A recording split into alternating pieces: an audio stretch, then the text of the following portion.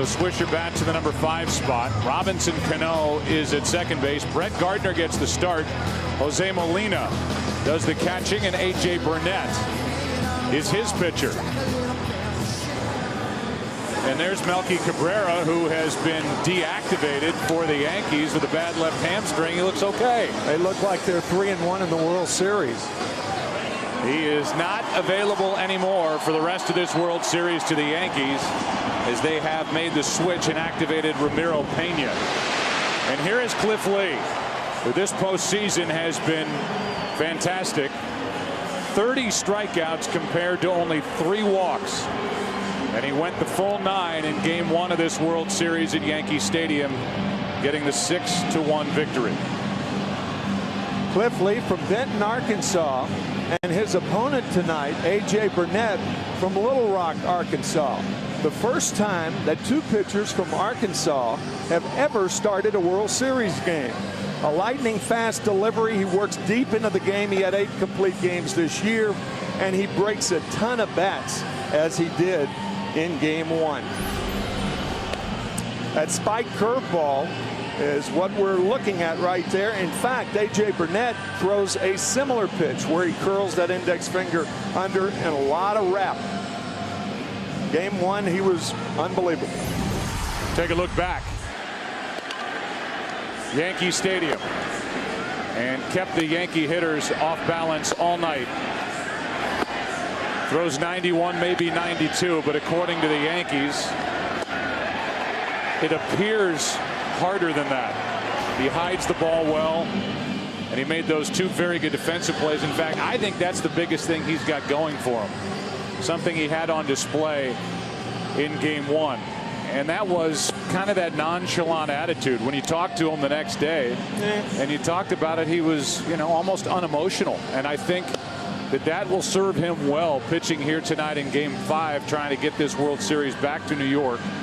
I don't think he's going to be phased at all by this assignment.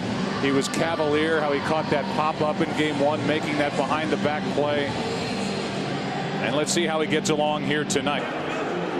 And what Derek Jeter does in the postseason and in the World Series is make things happen. You can see what he's done, hitting .412 during this World Series. He has 1 RBI. That came in last night's game. And he leads it off for New York. Ball 1 from Cliff Lee. I think your point's well taken, Joe. If Cliff Lee was unfazed pitching his first World Series appearance at Yankee Stadium, the new Yankee Stadium, he's not going to be phased pitching at home tonight. Here's his 1-0 pitch, and a ground ball up the middle. Utley to his right, gloves, throws, good play for the out.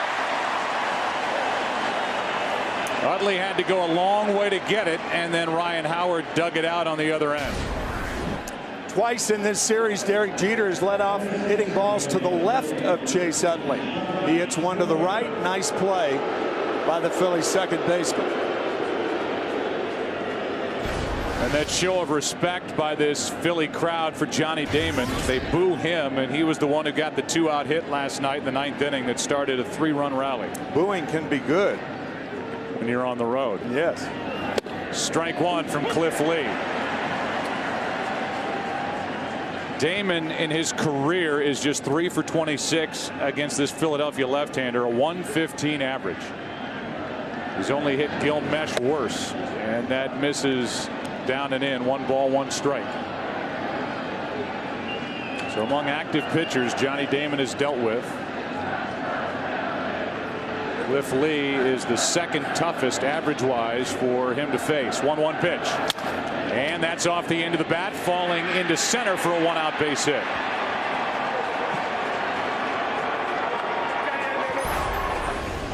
Give you a look at the defense for Philadelphia. Raul Ibanez is in left, Victorino in center, Jason Worth in right. Feliz, Jimmy Rollins, Chase Utley, Ryan Howard around the infield with Ruiz doing the catching. The left-hander Cliff Lee. 1-on-1 out. Mark Teixeira digs in. Here are the Yankees on the brink of a world championship, up 3-1. And their 3-4 combination in their lineup is a combined average of 107. Teixeira's 1 for 14. The guy behind him, A-Rod, is 2 for 14. And each has a home run. In fact, the only hit for Teixeira was a Game 2 home run off Pedro. That's in the dirt, 2-0.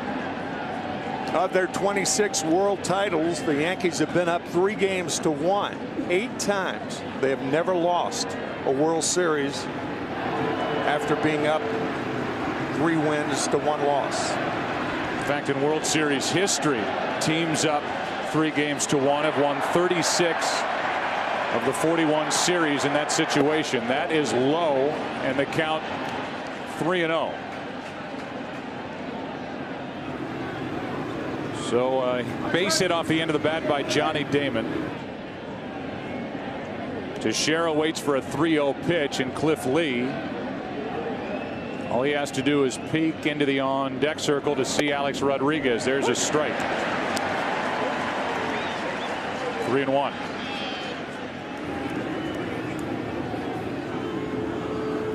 Well, the Yankees want a parade, not Game 6. They want a parade down the Canyon of Heroes in a couple of days. For the Phillies, the right guys have to hit. The right guys being Chase Utley, Jimmy Rollins, and Shane Victorino at the top. Get guys on base for the middle part of this lineup. Lee has bounced back from a 3-0 count, and this crowd has jumped back in. Full count on Teixeira.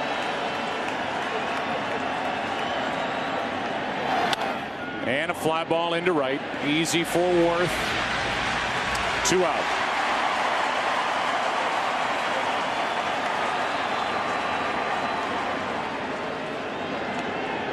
And with 2 out and a runner at first, here's Rodriguez. Charlie Manuel talked to us before the game, and he said, yeah, Damon had a great at bat. Yes, he stole 2 bases on 1 play, stole second and third, but it still took a hit from somebody, and the Yankees got it last night with 2 out from Rodriguez.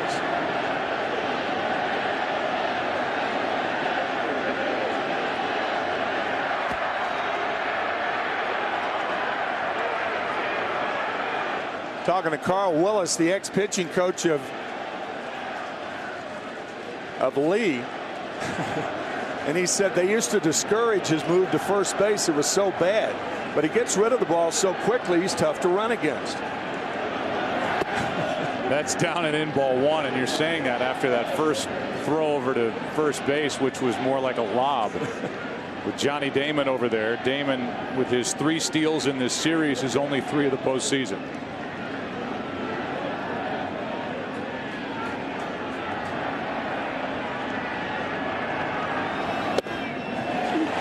One ball, 1 strike. Yankee hitters will tell you what makes Lee tough is that he throws 4 pitches at any time in the count, hides the baseball well, is tough to pick up. Fastball, base hit into the right field corner. Jason Worth will get to it. Damon is coming around third. Here's the throw by Utley, and too late. 1-0 New York in the first inning of Game 5. And Rodriguez delivers with a 2-out RBI double. We have mentioned it more than once in the postseason. Rodriguez loves to extend his arms. Great power the other way. And once this ball gets by Jason Worth in right field, you know Damon's going to score. Worth can't cut it off. The cutoff throw is good as Damon, pounding around third, waved home by Rob Thompson, and the Yankees are on the board. So Rodriguez now has 3 hits in this World Series. All 3 have produced runs, and the Yankees jump on top. Here is Nick Swisher. Because Burnett is starting, because his catcher now is Jose Molina, the bottom part of the order has a much different look without Posada's bat in there and with the injury to Melky Cabrera.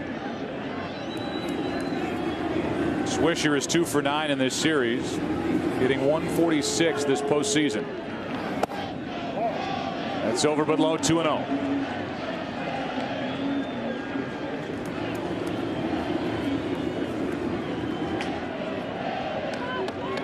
So Cliff Lee has fallen behind a couple of hitters here in the first inning, something he did not do in that game 1 start. And now he's 3-0. Had 3-0 to Mark Teixeira, now 3-0 to Nick Swisher.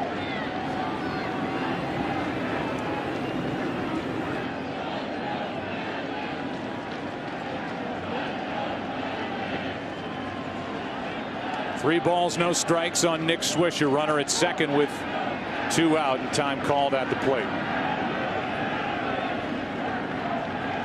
So the Yankees get right after Cliff Lee. And that's ball 4, 2 on, 2 out.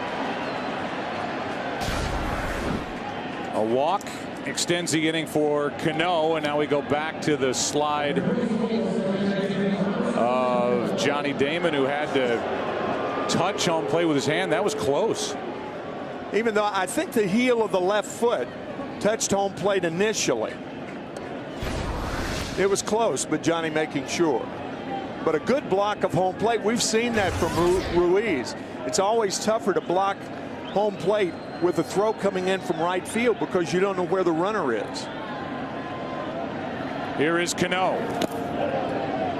When you talk about the struggles of Teixeira and Rodriguez as far as total number of hits, throw Cano in there, 2 out of 15, and has not driven in a run in this World Series. Home plate umpire tonight is Dana DeMuth. Joe West is at first, Jerry Davis at second, Jeff Nelson at third, Brian Gorman down the left field line, and Mike Everett, who worked the plate last night, is in right field. 1 ball, no strikes on Cano. And a fly ball into left. Ibanez is there to win the inning. But the Yankees get a run on 2 hits, a walk, 2 left after a half in game 5, 1-0 New York. Jimmy Rollins leads off. He's the shortstop. Shane Victorino bats second in center field. Then Chase Utley, Brian Howard, and Jason Worth. Raul Ibanez is in left. Pedro Feliz, Carlos Ruiz, and Cliff Lee. Here is A.J. Burnett.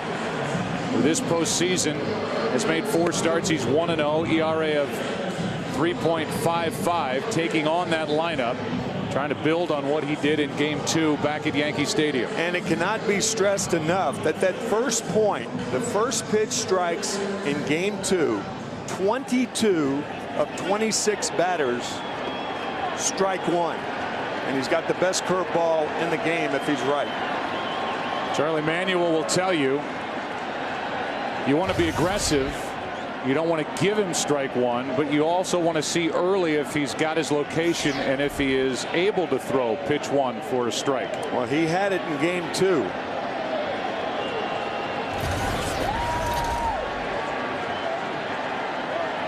Pitching on 3 days rest, and Rollins goes after one up, strike 1. Because of that, you know, the players are the best scouts. And the players know he threw 22 of 26 pitches, first pitch strikes. But Rollins swinging at a ball out of the strike zone. It looked like he was intent on swinging at the fastball then. 293-mile-per-hour fastballs, a ball and a strike. There are the numbers. 3-0 on 3 days rest with a 1.64 ERA. 3 starts in the career of A.J. Burnett. That's foul, and that's strike 2. Victorino on deck, and then Chase Utley. This Phillies team needs a jolt. Jimmy Rollins 3 for 15 in this series. The 1-2.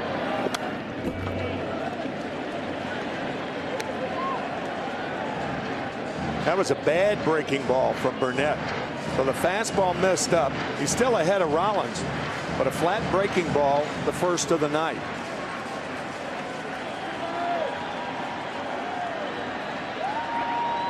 Another 1-2 pitch. And another foul ball. And another curveball. This one a little better. A.J. Burnett in his first year with the Yankees signed a 5-year $82.5 million deal, $16+ million per season to come to New York. Part of that big offseason investment in 3 main players. It's Sabathia and Teixeira. Here's a line drive, base hit into center by Rollins. Charlie Manuel says that Jimmy Rollins makes our offense go. We'll see.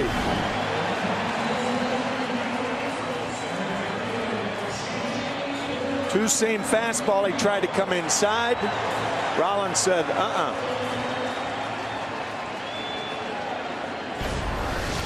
That was something that Joe Girardi talked about with us prior to game 2. He said when that fastball runs back over the plate like that, A.J. Burnett has struggled in the past. Started inside, jumped over the heart of the plate, and Jimmy Rollins jumped on it. There he goes. And Victorino is hit by the pitch. They appealed down to third to see if Victorino offered it the pitch. No was the answer. And Victorino will go down to first base, hit by Burnett. Here comes Joe Girardi. Joe Girardi thought that he may have offered it the ball, or did it hit the bat? The right hand. Home plate umpire Dana DeMuth appeared to have called it immediately. Girardi perhaps thought it hit that he bunted through it. It didn't appear that he did. I think they got the call right. Yep.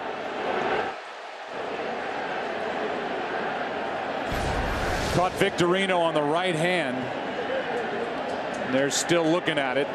Meanwhile, last night in the first inning, remember, Alex Rodriguez was hit by a pitch that drew a warning from this umpiring crew to each bench. This is a different situation. Rodriguez had been hit 3 times and has been. At that point, had been hit 3 times over the last 2 nights. Let's listen. That was bone, not wood. That sounded awful.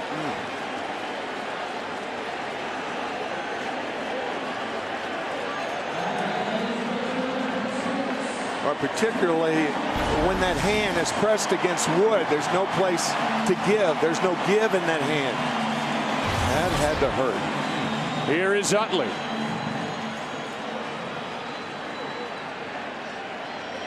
Chase Utley went deep again last night. He has 3 home runs in this World Series, all against Sabathia. 2 on, nobody out for Philadelphia. And a fly ball into right. Back at the wall. Utley goes deep. 3-1 Philadelphia.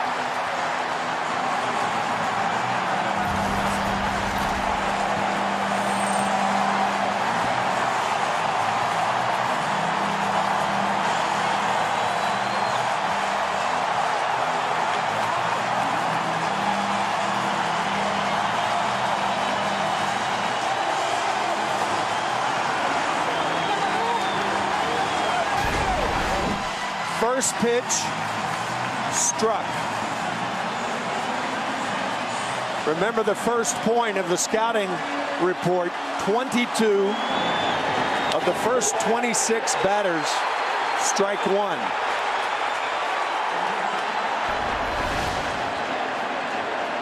Now Ryan Howard comes up empty.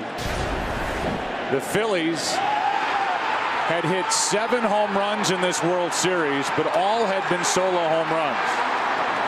They get their first 2 on here in the first inning. Rollins and Victorino. And Utley goes deep. His 4th home run of this World Series. 3-1 Philadelphia for Cliff Lee, and a 1-1 count on Ryan Howard. Even with runners on base, Chase Utley rarely will swing at the first pitch. And he did then to benefit the Phillies. A 1-1 from Burnett.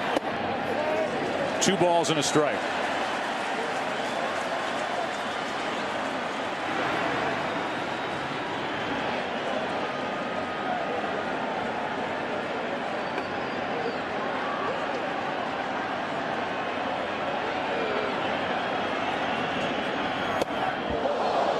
loses the bat on strike 2. Ryan Howard, I'm sure, is tired of looking up at the scoreboard and seeing 2 strikes. But he has struck out 10 times and is just 3 for 17 with 1 RBI in this World Series. Yeah, this is after being the most valuable player in the National League Championship Series.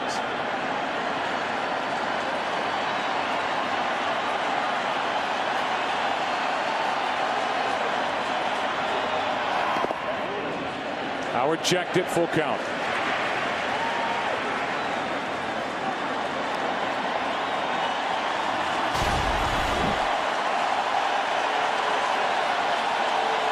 The Yankees got a run in their half of the first, taking the crowd out of it.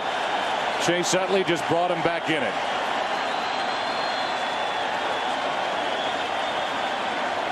And a 3-2 from Burnett. Breaking ball misses for the walk.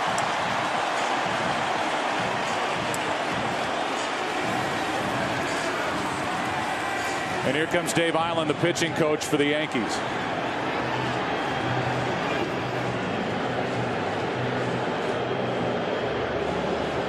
While they talk, if you think about the flow of this World Series and how it's gone through the first 4 games. Philadelphia goes to Yankee Stadium. They have Cliff Lee on the mound, who goes 9 innings, and they win that ball game 6-1. Then it was A.J. Burnett, the man on the mound now for New York, who was dominant in game 2 with Rivera pitching the last 2 innings. It was a struggle, but he got the save. Then here to Philadelphia, up 3-0 on Andy Pettitte. He figures his pitching stuff out, even gets an RBI base hit. They rally to win it after the Phillies rallied to tie game 4 in the 8th inning on the home run by Pedro Feliz. Top of the 9th inning, a 2-out rally, and then Rivera does his thing, and just like that, the Yankees are up 3-1.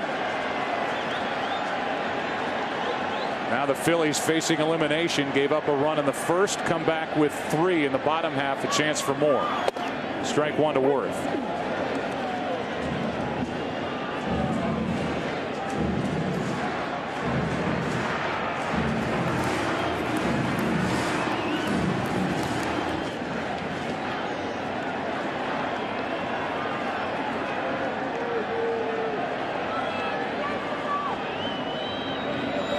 There's a strike. And the count 0-2. A.J. Burnett with only 1 unintentional walk in 7 innings of game 2. And he has 1 here in the first inning. Cliff Lee didn't walk anybody in game 1. He has a walk. Ibanez on deck. An 0-2 count on Worth. What the Yankees try to do with Jason Worth, throw the breaking ball out of the strike zone and get him to chase with 2 strikes.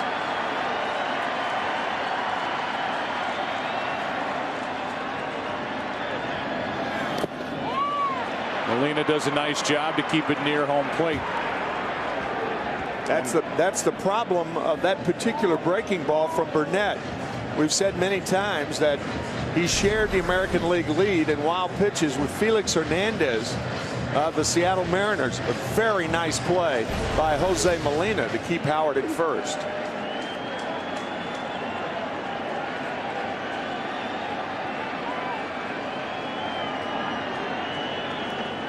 The 1-2 and a strikeout of Jason Worth on a good pitch, down and away, 2 out.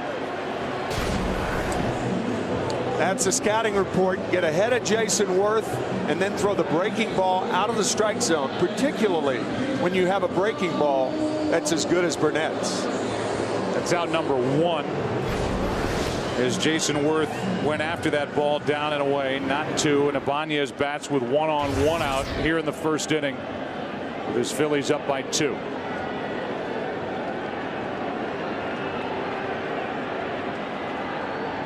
Ibanez 3 for 16 in this World Series, and a ball outside.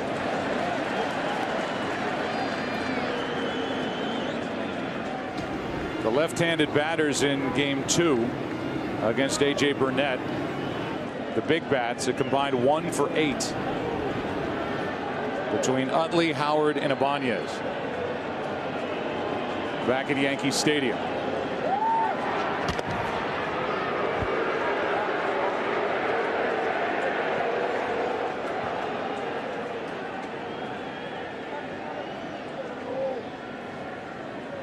Last night Howard stole a base. That happened in the 4th off Sabathia. Ibanez takes outside. 2-0. See what happens when you steal a base? They think you're going to steal the next night too.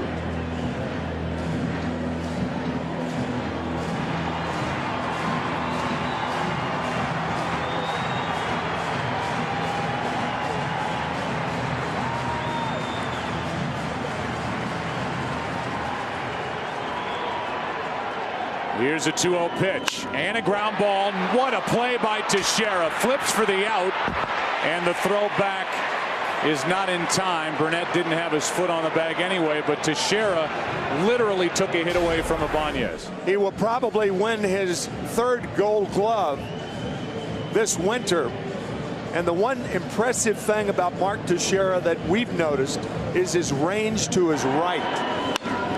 The backhand from his knees to Jeter. Couldn't get a lot on the throw. That prevented the double play. But a fine play by a Gold Glover. That's what the Yankees bought over the offseason as they bring out a tool to get the dirt out of the spikes of A.J. Burnett. But they bought a guy who eventually led the American League in home runs and RBIs and can be a vacuum at times over at first base and saves a lot of throwing errors from the infielders with what he can do with his glove and his foot on the bag. Take a look at the defense for the Yankees. Damon Gardner is in center with the injury to Cabrera, and Nick Swisher in right. A-Rod, Jeter, Cano, Teixeira, Jose Molina does the catching for Burnett. Here is Pedro Feliz. What a night last night for Feliz. 2-out RBI single in the 4th inning, which tied the game, and a 2-out game-tying home run in the 8th off Jabba Chamberlain. Strike 1.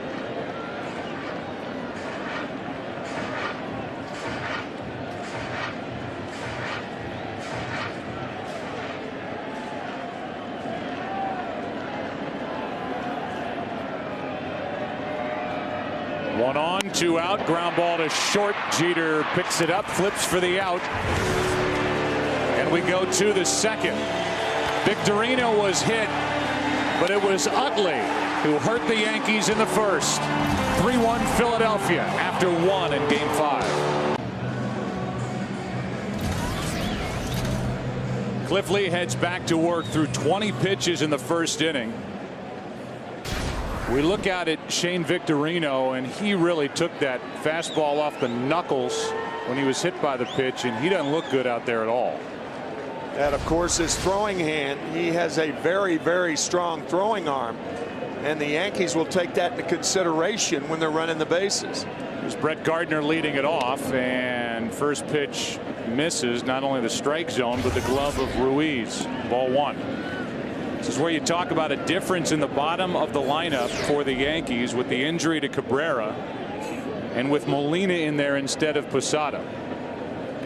Gardner, who has just 5 at-bats during this postseason. Molina, who's 1 for 5 overall this postseason. And then the pitcher, Burnett. Ball and a strike to Gardner, who had a broken thumb that put him on the disabled list from July 26th through the first week of September. Good fastball for strike 2. Again, Cabrera pulling his hamstring. Joe Girardi telling us before the game that it was during the regular season. It was the type of pull that would have put Cabrera on the disabled list for 2 weeks. Reaching for it, and a ground ball to Ryan Howard. Wins the race, 1 out.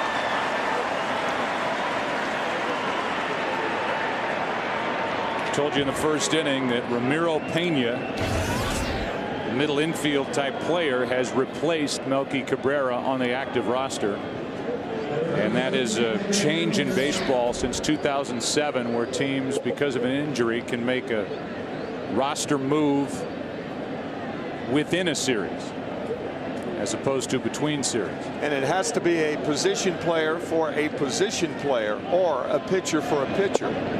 In other words, you can't bring a position player in and take a pitcher off the list. First pitch strike to Jose Molina. 0 for 1 in this World Series.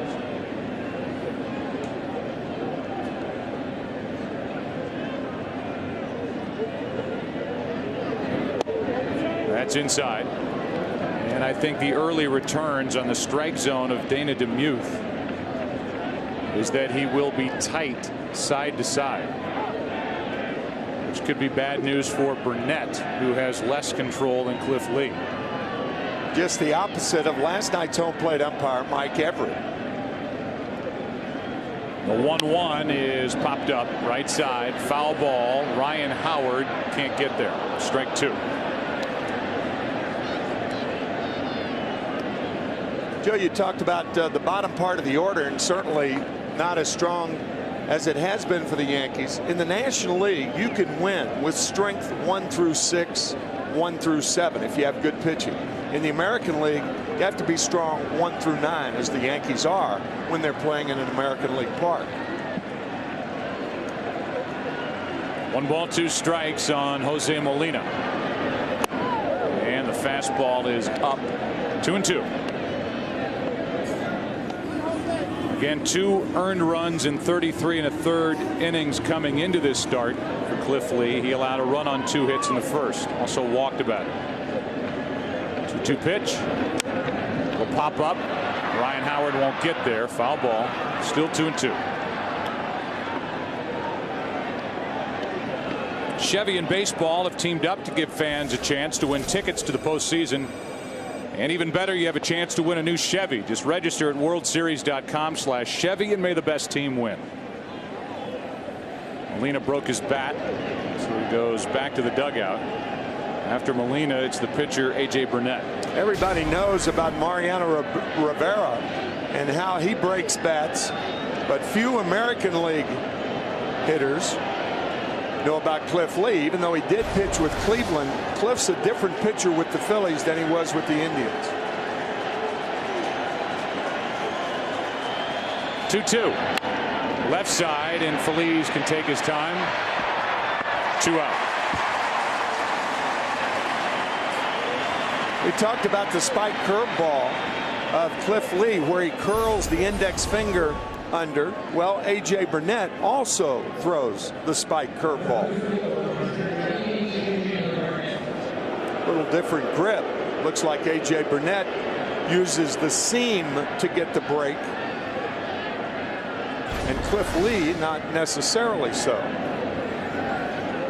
Here is A.J. Burnett, who during the regular season was 1 for 5 swinging the bat in his career.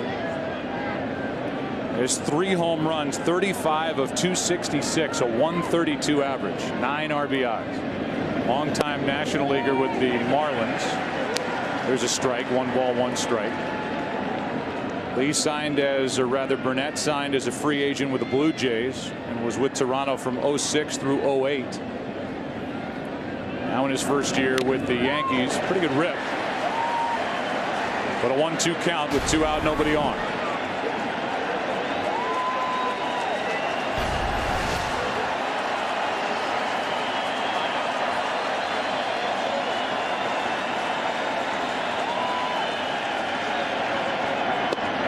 Got him looking. Strikeout number 1 on the night for Cliff Lee, who sprints off the mound. Bottom of the 2nd in Philadelphia.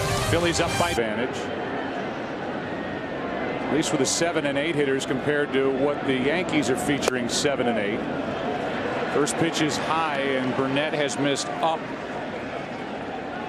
quite a bit here early. Ruiz is a guy that's hit .353 in his last 17 postseason games. 3 home runs, 1 home run in this World Series, and that misses. 2-0. Charlie Manuel telling us before the game that just because Burnett threw first pitch strikes his last outing doesn't mean he's going to throw first pitch strikes tonight. That's high. 3-0.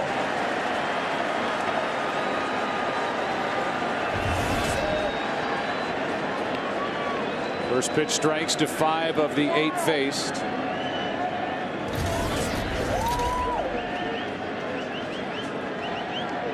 3-0 on Ruiz. And a strike, 3-1. Ruiz in his history during the World Series last year in this, 9 for 28. Swinging the bat. 3 for 12 this year.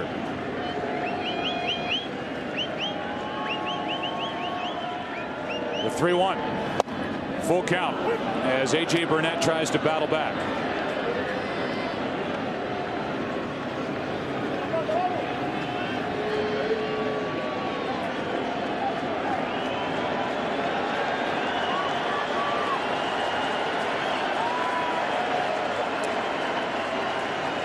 Three-two, and a strikeout of Ruiz. Second strikeout for Burnett. Major League Baseball encourages all fans to support ALS charities. Go to MLB.com/4 ALS to learn more about this important cause. And tonight we tip our cap to Michael Goldsmith, who inspired the 70th anniversary commemoration of Lou Gehrig's memorable speech. Sadly, Michael passed away yesterday after a lengthy battle. His legacy lives on as we dedicate Game 5 of the World Series to the MLB mission of assisting in the fight against ALS. One pitch to Cliff Lee, grounds out to Teixeira. 2 out, nobody on, and I'm sure anybody who has experienced that disease or knowing somebody with ALS, it is a nasty disease, and our thoughts are with Michael's family tonight. 2 out, nobody on, and Jimmy Rollins, who got it started for Philly in the first inning with a single and scored on the homer by Utley, steps in.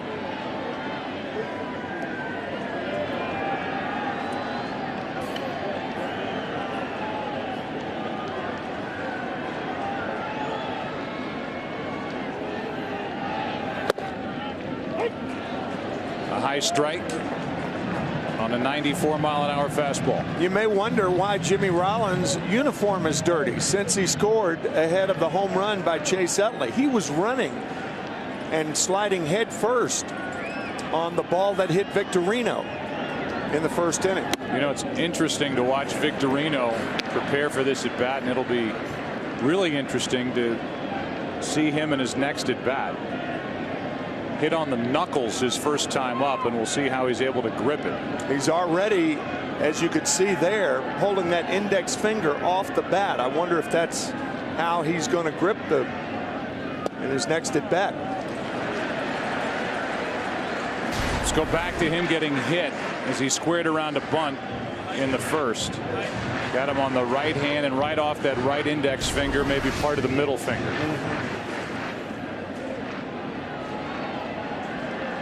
He is as tough as they come. Shane Victorino trying to hang in, and that ball misses for ball 3 to Jimmy Rollins.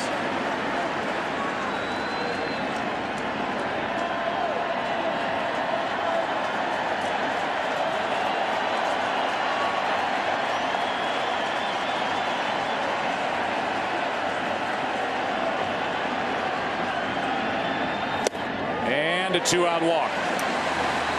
Second walk by Burnett. Back in the first inning when Victorino was hit, the question was whether he offered at the pitch when he bunted. And here's the conversation between DeMuth and the manager, Joe Girardi of the Yankees. Hold on. I asked if he attempted for it. I had an inside pitch. All right. So I couldn't see if he went or not. And right when he got hit, I looked down my third base and asked him if he bunted for it, and he said no. Appeal was made to Jeff Nelson, the third base umpire. Nelson said that Victorino did not offer at the pitch, and looked to us like they got the call right. Victorino went to first, and on the first pitch to Utley, he popped a 3-run homer.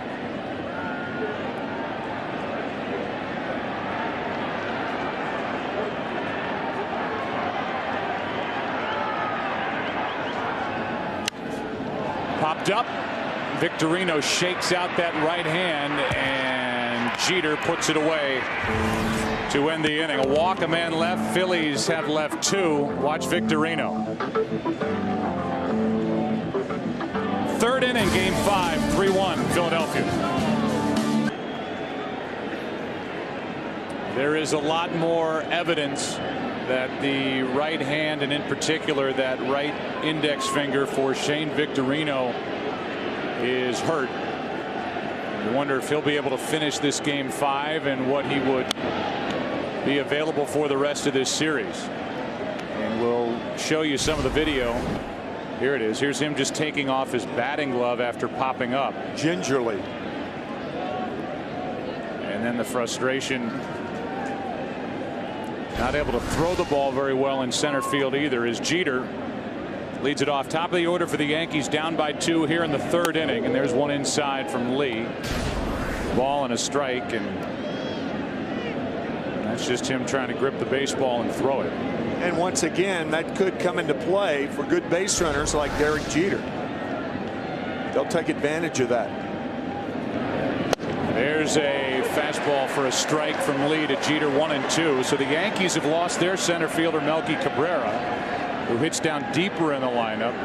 It would be a big loss for the Phillies if they lost the presence of Shane Victorino, their number 2 hitter. And a very good center fielder defensively. Change up grip to a fastball. 2-2. So Lee starts with a changeup grip in his glove and then shifts to a fastball grip so that these Yankee hitters can't pick up what pitch is coming, and the count 2-2. Or the first base coach Mick Kelleher, who has the best view of the left hand of Cliff Lee. For a right-hander, it'd be the third base coach. He does it again, and Jeter grounds to third for Phillies. 1 out.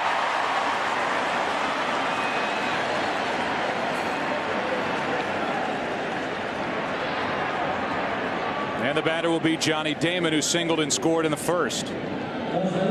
By the way, the Philadelphia Phillies do have X-ray facilities in the ballpark, like a lot of major league teams. In such a situation where a player is hit by a pitch and needs to be X-rayed, that would certainly be the course of action, I would think, of Victorino. Damon is developing a reputation here in Philadelphia. They boo him again as he digs in.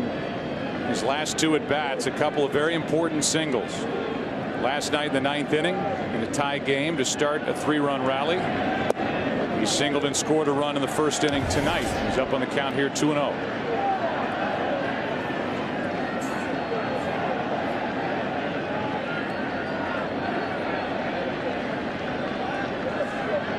And the next from Cliff Lee. Strike 1.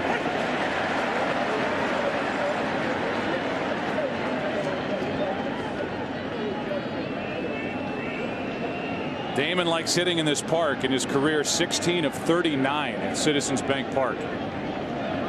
And he's up on the count, 3-1. Johnny Damon, the national spokesman of the Wounded Warriors, a wonderful organization, particularly close to us, Joe, since your dad was wounded in Remagen in World War II. My dad fought in the South Pacific. 3-1 pitch is low, and Johnny Damon draws a walk. So you have to wait no longer for the answer to our Jeep trivia question. The Yankees have won 26 World Series titles. Which American League team has the 2nd most? The Athletics with 9. 5 in Philadelphia, 4 in Oakland. In Oakland, they won 72, 3 and 4 in 1989. Damon takes his lead. Teixeira at the plate, and he rips it foul. One of the better swings we've seen Teixeira take in this World Series. Yeah, you talk about the away from the field efforts that a lot of these players make, and you think about somebody like Johnny Damon, who is truly one of the good guys of this game. He is. So valuable to these Yankees, and in the final year of his deal, a free agent to be.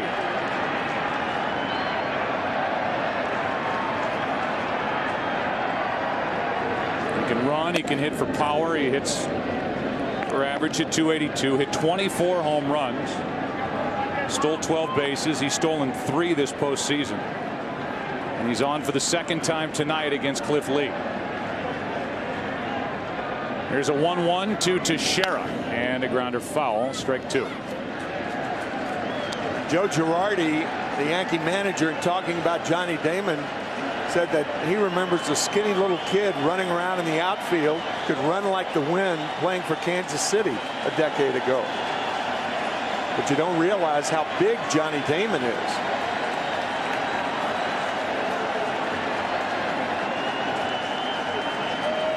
Teixeira chops to third. The high hop for Phillies, the lead runner for 1, and that's it.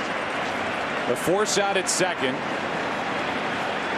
On at first is Teixeira for Rodriguez.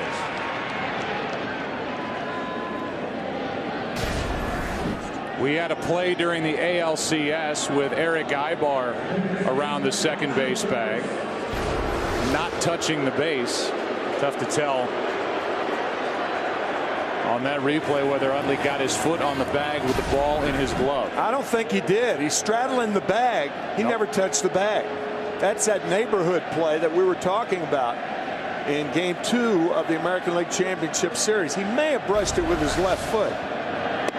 There's a strike to Rodriguez. But normally second base umpires will give the second baseman the benefit of the doubt when he's close. The call we're talking about was in that terrific Game 2 of the ALCS. It lasted 13 innings. Here's Rodriguez with a fly ball into right center. Going to get it is Victorino. He can catch. That glove on his left hand. Who's coming up for the Phillies? Utley, Mr. Home Run, with 4 in this World Series. Howard and Worth to follow. Phillies up by 2. Part of the order for the Phillies. That means Utley, first up, now has 6 career World Series home runs, most all time by a second baseman. He went deep. Biggest swing for the Phillies so far this postseason, facing elimination here tonight. A 3-run home run on the first pitch from Burnett, after Victorino was hit by a pitch, and that followed a hit up the middle by Jimmy Rollins. In a single World Series, Utley is now tied with Bonds, Dykstra, and Duke Snider for the most in National League history in a single World Series. Count's gone to 2-0. Who do you think has the most, Tim? He's in the park tonight. RJ. That's how you get the nickname Mr. October. Yep. Reggie Jackson. The 2-0 pitch. A strike. Reggie, who is from Philadelphia, became Mr. October back in 1977 against the Dodgers. 5 home runs, 3 in successive at bats. In the 6th and final game at Yankee Stadium, the Yankees beat the Dodgers 4-2. Reggie Jackson and Bob Gibson just wrote a book called 60 Feet 6 Inches. I was asked for a blurb in the book, and I said Mr. October meets Mr. October. Reggie and Bob Gibson, 2 of the great World Series stars ever. Here is a 2-1 to Utley. Outside, 3 balls and a strike.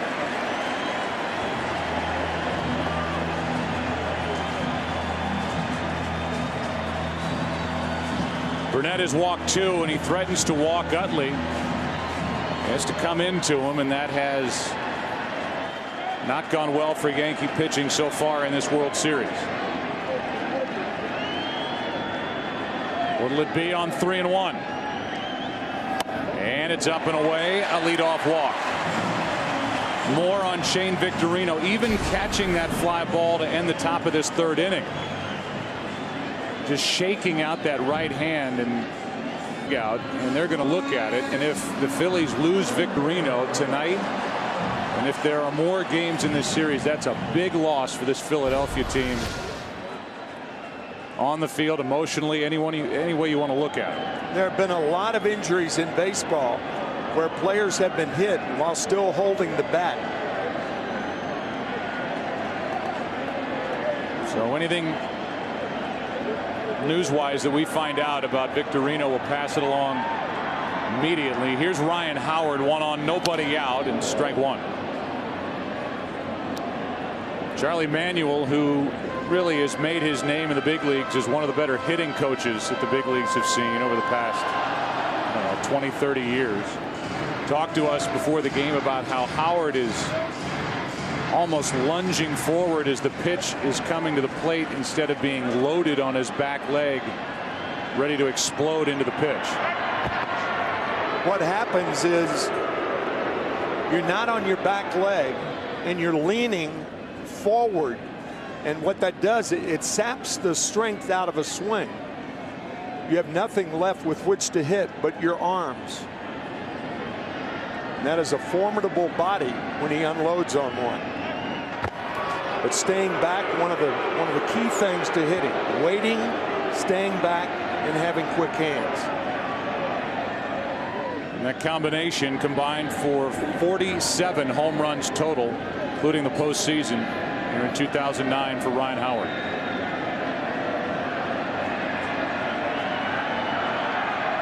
There goes Utley. The pitch is high. Throw down is not handled by Jeter, and a stolen base for Utley. He's 3 for 3 this postseason, Tim, and 26 for 26 Utley in stealing bases in 2009. The throw low, but you can realize the problems that Molina had in getting rid of the ball. It's a lot tougher for a catcher to throw with a left-handed batter up there, particularly a left-handed batter that you almost have to throw over. So a short hop and Utley's in there.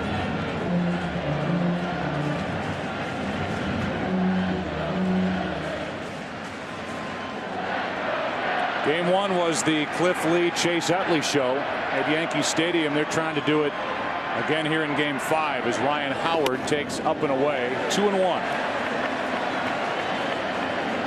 Nobody out in the inning, a walk and a stolen base. Jason Worth on deck.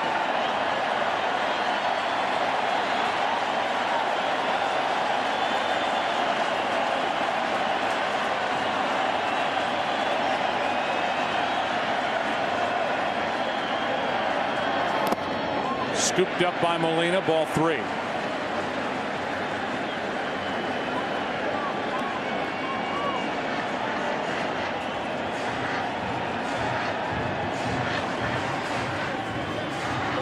Two veteran left-handers talking it over. Jamie Moyer on the right, Cliff Lee, tonight's starter for the Phillies, on the left.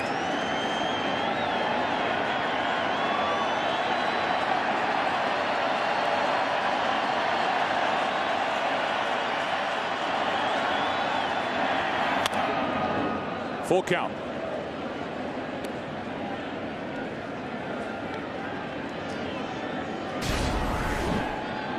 He lunges at this fastball. Watch the front part of the body open up, and Ryan fouls it off. In order to solve that problem, that's why hitting coaches tell hitters try to take the ball the other way. That keeps them back.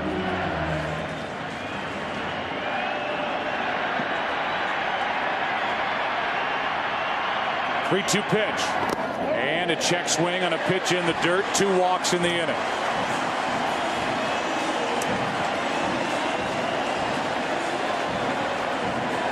And Dave Island is going to come out and talk with Jason Worth coming up.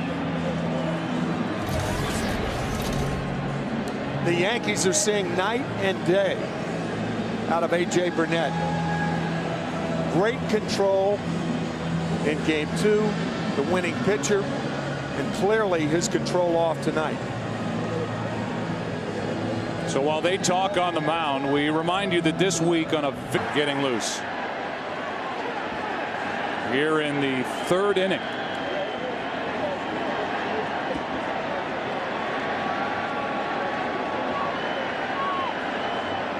Two on with nobody out for Jason Worth. And a ball starts this at bat. Worth with 7 home runs this postseason. 2 in this World Series for his only 2 RBIs. coming in game 3.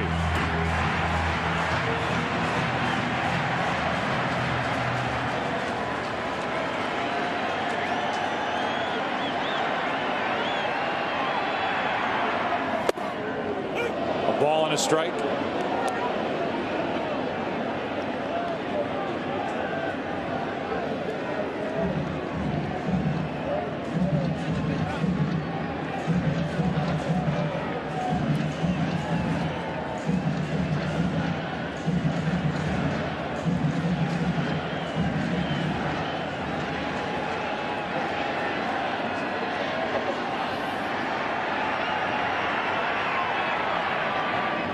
Worth comes up empty. Big swing. Strike 2.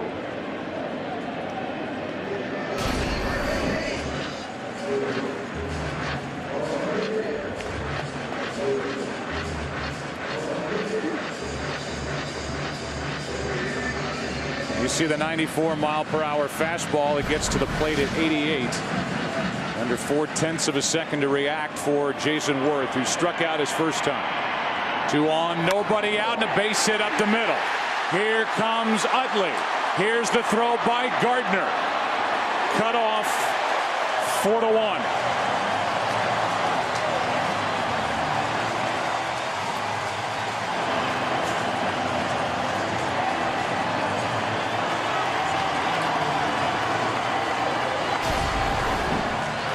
You may remember the first breaking ball with 2 strikes to Jason Worth from Burnett was low and away out of the strike zone. This one hangs in the middle. Again, pitchers can have control problems by being too wild in the strike zone, as that curveball was. Here's the first at bat with 2 strikes to get him. That last one in the middle of the plate. And driven into center for an RBI single to score Utley. Still nobody out. Here is Ibanez. 2 on, and what a rip by Raul Ibanez, who hangs his head after not putting that one into the seats.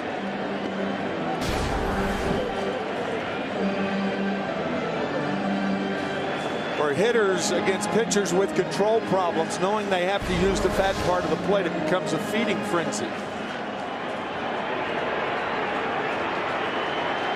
Ibanez bounced into a force out his first time up, and there's a shot into right. Swisher over to get it. Ryan Howard will score. It's 5-1 Philadelphia here in the 3rd.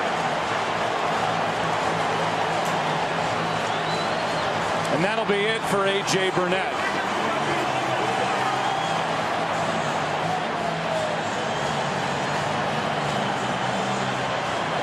Who on 3 days rest lasts only 2+ innings and is chased by this from Ibanez. 1st and 3rd, nobody out. Phillies facing elimination, up by 4. Well, we came on the air tonight talking about these Yankee pitchers and how good they have been, and been good when asked to pitch on short rest. Here tonight, A.J. Burnett gets into the 3rd inning. That's all. Does not retire anybody in the 3rd. We go down to Ken Rosenthal and talk about the pitching plans, not only coming into tonight, but even beyond tonight for the Yankees if this series continues. Well, Joe, they'd have to go on 3 days rest again with Andy Pettitte in game 6 if that were to occur.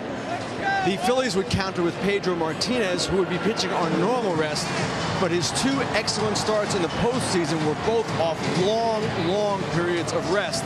So we'd have to see how that would play out. Game 7, CC Sabathia on 3 days rest again, and for the Phillies there would be a real question: Cole Hamels or Jay Happ? Thank you, Kenny.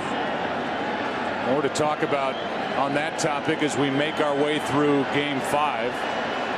1st and 3rd, nobody out. Phillies dealing with Robertson. Ball 1 in the dirt, blocked by Molina.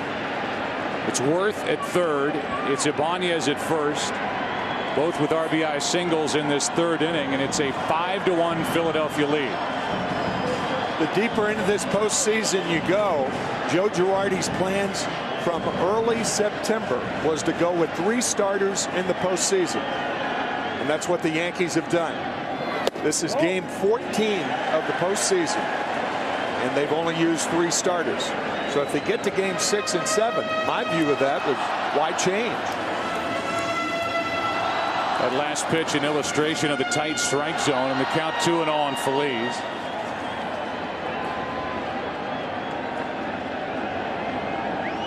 Here's a 2-0. Popped up on the infield for Teixeira. And in foul territory, that's out number 1, and a big out for Robertson, who has shown a knack for getting out of tight spots. We'll deal with Carlos Ruiz with a pitcher to follow. Shane Victorino back in the dugout, and I'm sure telling teammates what they found if they did indeed x-ray that right hand. Got his batting helmet on. Right now it's a number 8 hitter, Ruiz, first and third, 1 out. And a strike from Robertson.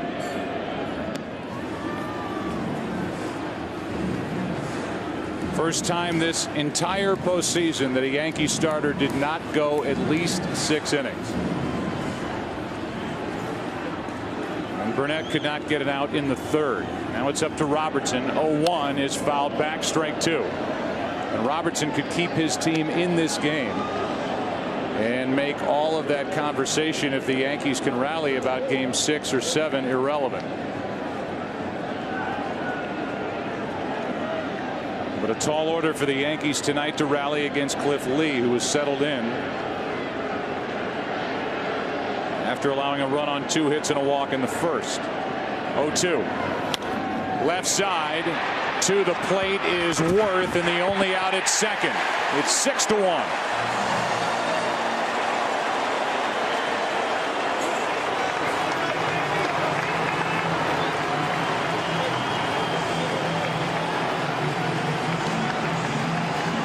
That's a big run produced by Ruiz with 2 strikes and a force out. Double play situations are the strangest things in baseball, because you want the hitter to hit it hard enough to where you can turn 2. First and third and 1 out. If he doesn't hit it hard enough, the run scores, and that's what happened then. Now Cliff Lee, who grounded out on 1 pitch back in the second, he has a 5-run lead.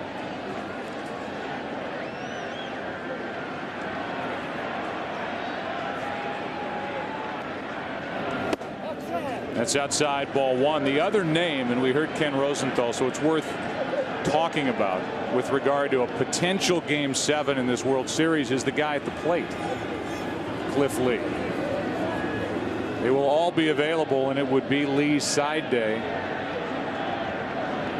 as Lee hits one into right center field for a base hit, and it's 2 on with 2 out, and Lee gets his 3rd hit of this postseason.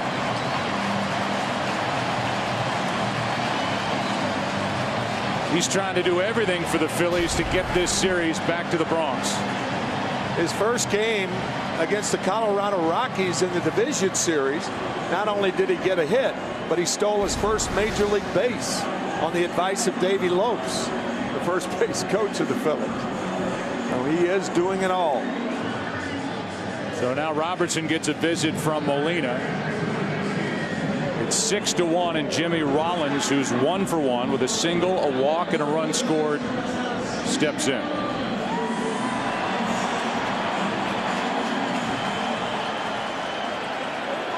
See the 1 through 4 hitters, Tim, and what they've done tonight. They've reached base in 7 of 8 plate appearances. Production out of the first 4. That's why the Phillies, in large part, are in the World Series. There's a strike and a breaking ball. So Victorino is on deck.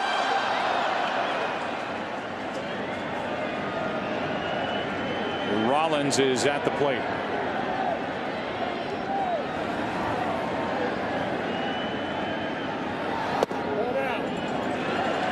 One ball, 1 strike.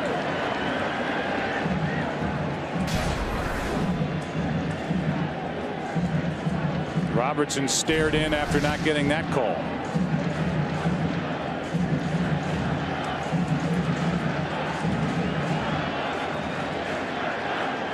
2 on, 2 out, 1-1 pitch.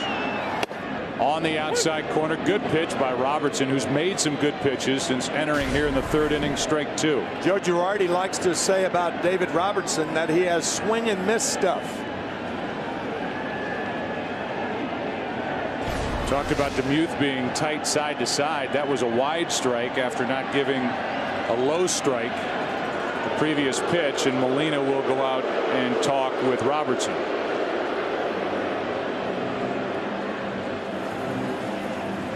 This is the 8th man to bat in the inning, and the inning started with walks to Utley and Howard from Burnett. Then RBI singles by Worth and Ibanez.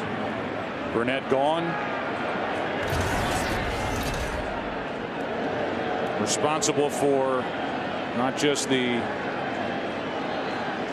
6 runs that have scored, and now with 2 on and 2 out, a foul ball off the bat of Rollins. We've talked about it so many times before that somewhere in a multi-run inning there's a walk. And there are 2 in this inning, and Burnett is still responsible for one of the runners on.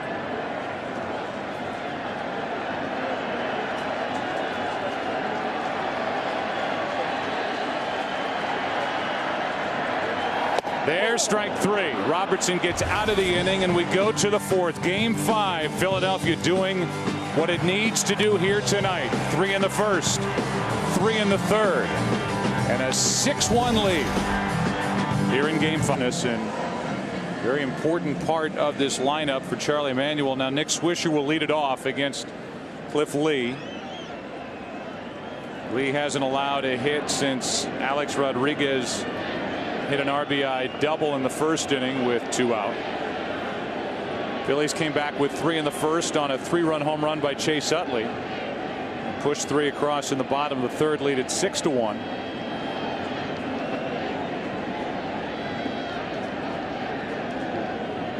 And the first to Swisher is up and away, ball 1. We just had a chance to visit with Rich Doobie, the pitching coach for Philadelphia. We'll give you that visit in the top of this 4th. Swisher walked his first time. There's a 1-0. A ball and a strike.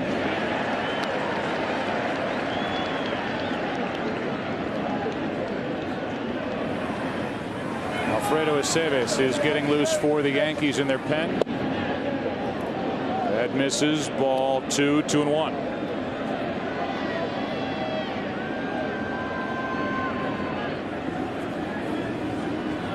On deck Cano and then Gardner.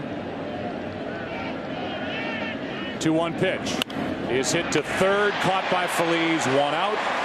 First question to Rich Doobie, the pitching coach for the Phillies, was, do you like what you're seeing out of Cliff Lee? Very much so. You know, Cliff works at that fast tempo and pounds the strike zone. You know, he's always effective doing that, and we always play pretty well behind him, of course.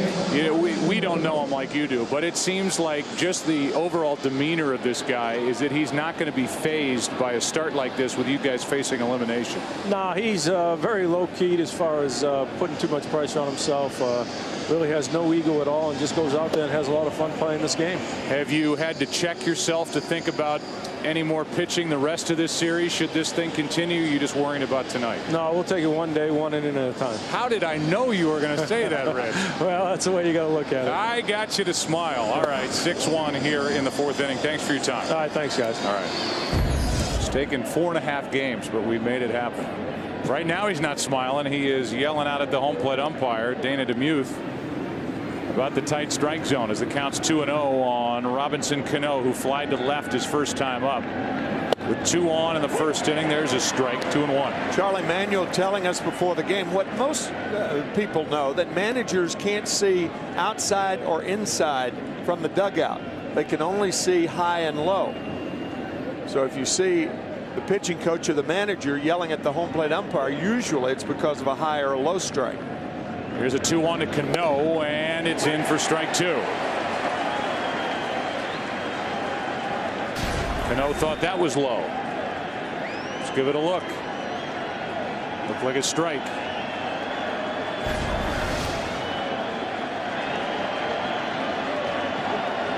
Cano 2 for 16 in this World Series. Hits it hard, but right at Utley. 2 out.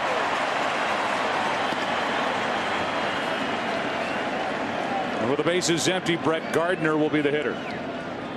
Why it's so unusual for Cano to be 2 for 17. Keep in mind that Derek Jeter and Robinson Cano, both with over 200 hits. As middle infielders, it's the first time that that's happened in 112 years. You and I read that stat coming into the postseason, or when you and I picked it up in the ALCS, I had to read it twice to make sure I got it right. Yeah, you're going, what? That's it. That's the first time a middle infield combination did that with the bats. 200 plus hits, and Cano is really struggling. 2 for 17. Gardner's in the hole, 0-2. And Lee has for sure settled into this Game 5 start. Now up by 5.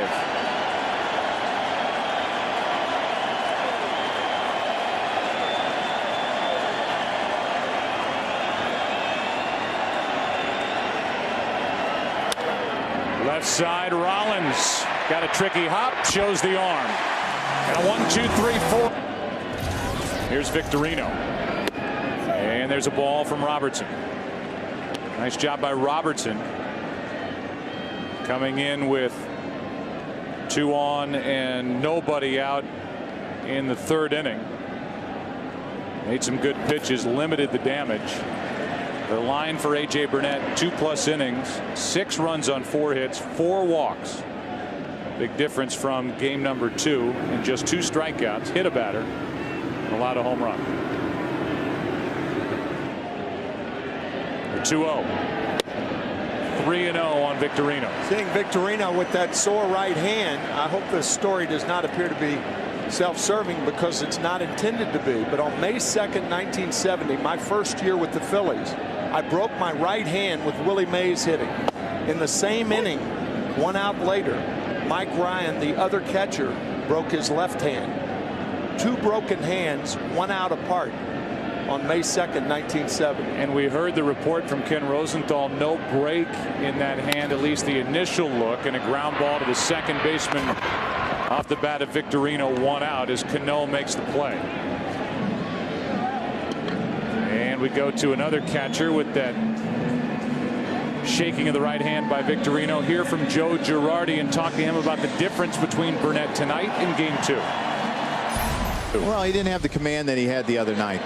His fastball command wasn't as good, and neither was his breaking ball. And you know what's going to happen with a club like this. If you make mistakes, they're usually going to hurt you. And we look at the other side. Cliff Lee had, I guess you could call it a rough first inning. He looks like he's settled in now. Yeah, I mean, we've had good at-bats. We just hit 3 balls hard in that inning, and if the good at-bats continue, you hope you can scratch some runs across and get back in the game. I think people could overlook the injury to Melky Cabrera, but it really changes the look of the bottom of your lineup. That's a big loss for you guys. It does change the dynamic, because he's a switch hitter, and we like having all the switch hitters in the lineup, and we're going to miss him, and Gardy's going to have to step up. We appreciate your time, Joe. Thanks. Thanks, guys. 45-year-old manager Joe Girardi, his 2nd year. Corner of the dugout for the Yankees. 0-1 pitch to Utley, skips in. Good job by Robertson to come back and get Victorino on a ground out to start the bottom of the 4th, and it's a 1-1 count on Utley. He's hit a 3-run homer, walked, stolen a base, and scored a run. So he scored twice and driven in 3.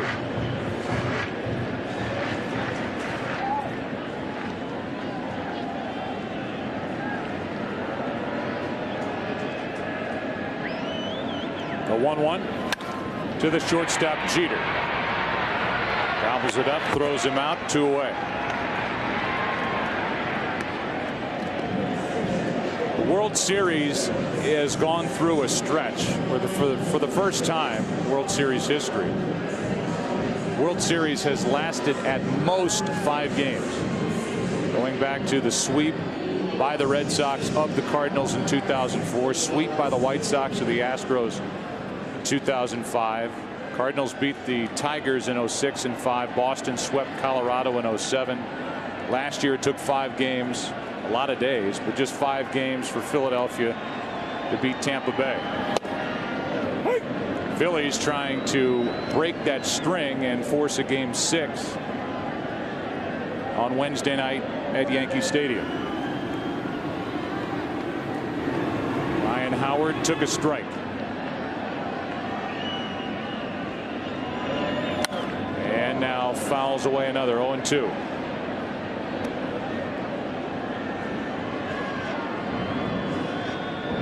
David Robertson, the pride of Tuscaloosa, Alabama. In fact, his dad is here tonight. He couldn't make the games at Yankee Stadium. He was too busy, as he is a poinsettia farmer. So this is a busy time of year for David's dad. Holiday season coming. 0-2 pitch, and upstairs, ball 1. Ryan Howard tonight has walked twice, scored a run.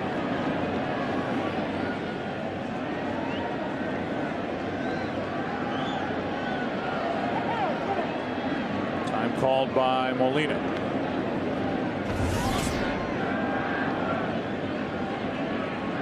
Yankees up in this World Series 3-1. Philadelphia leads game 5 6-1. And a double hit. That was an example of what you were talking about the last time Ryan Howard was up. Even though he's walked twice, that getting out in front of the breaking ball that Charlie Manuel was talking about. You could see him commit with that front side and open up. Fouls the ball off to stay alive, but you can see everything's on the front foot, nothing's on the back foot.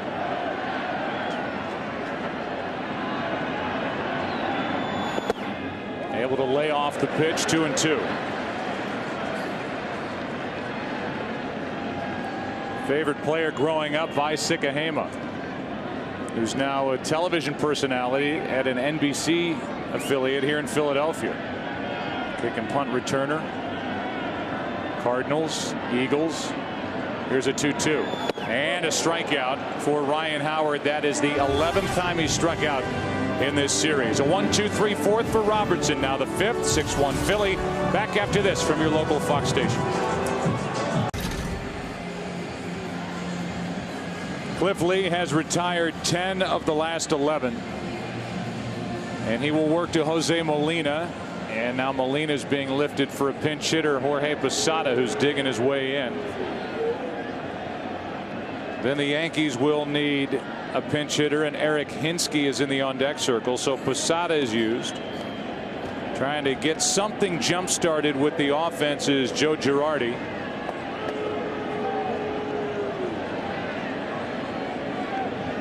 And here's the first from Cliff Lee. Fastball, strike 1.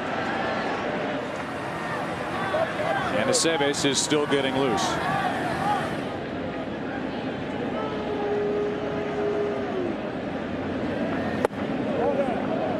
That misses, a ball and a strike. You might think, why is Joe Girardi pinch hitting Posada to lead off an inning when the Yankees are 5 runs down? Well, by pinch hitting him now, I think what Joe's thinking, you may buy another at bat for Posada before this game's over. There's strike 2. If you wait until the 7th inning or so, you may get a situation where there are only 1 or 2 at bats by Jorge instead of 3.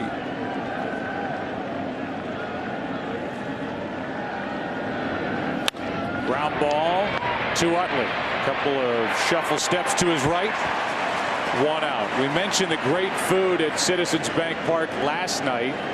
One of the features is put together by a favorite Philly, Greg Luzinski, and we'll hear from him and take a look at it after Hinsky does something here with 1 out, nobody on.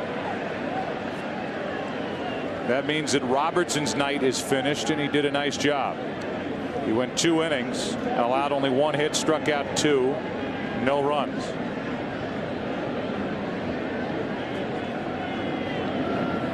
And a ball down and away to Hinsky, who's at the plate for the first time this postseason. There's Bull's Barbecue, former teammate of yours, Greg Luzinski. 1-0 pitch is chopped to the right side, foul. The Bull could hit him as far as anybody. One of the great guys in Philadelphia Phillies history. Very, very popular.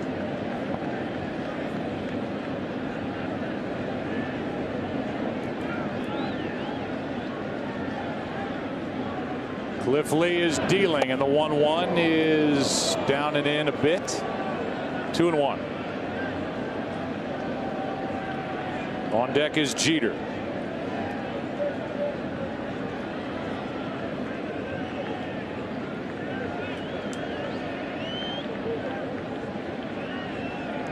Here's the 2-1 from Cliff Lee, and that's outside. 3 balls and a strike.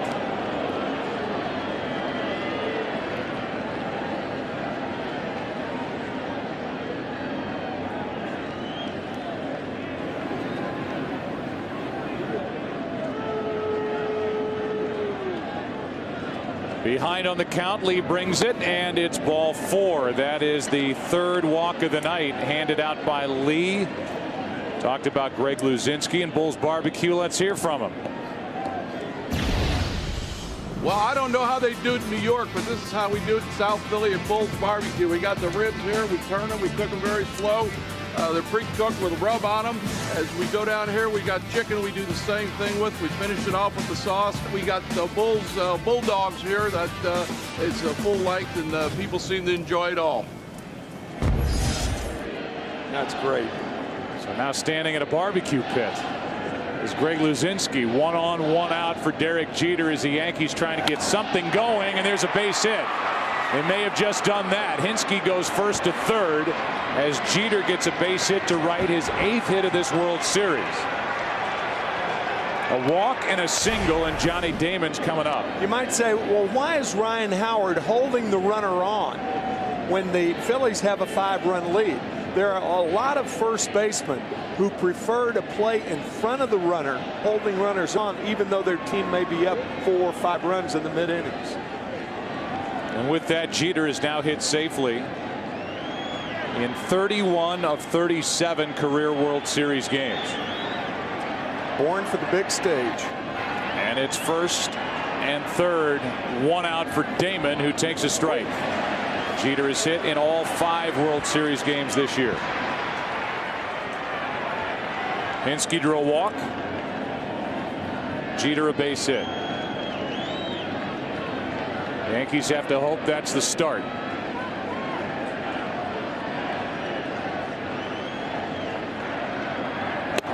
High and tight, 1 ball, 1 strike.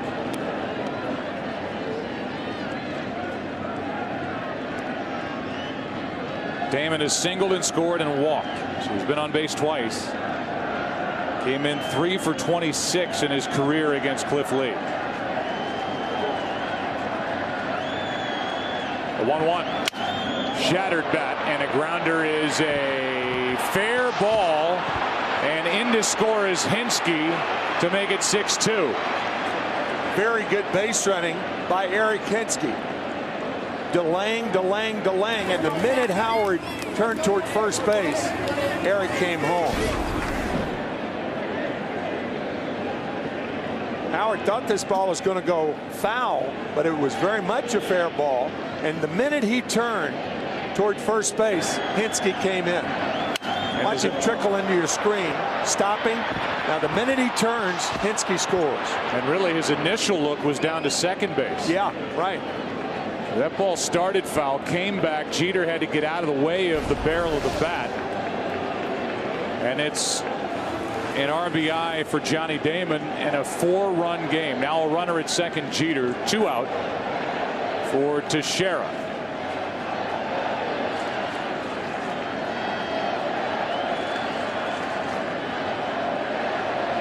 And Ruiz will go out and chat with Cliff Lee. We've seen a couple balls down that first baseline in these games here in Philadelphia start foul and almost come back into fair ground, and that ball ended up right on the baseline when it was picked up by Ryan Howard. Yeah, often a team with speed, and certainly the Phillies have a team with speed. Here's a little pop-up into shallow right for Jason Worth. Those first and third base lines slant inward to keep the ball fair.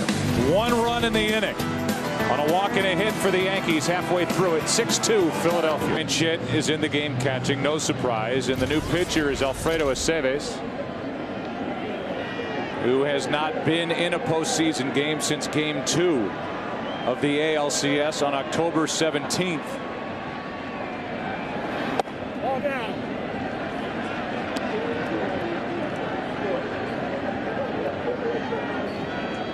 Actually made that appearance in Game 3 the 19th, 2 nights later, and that was the controversial move for Aceves. So it's been a while.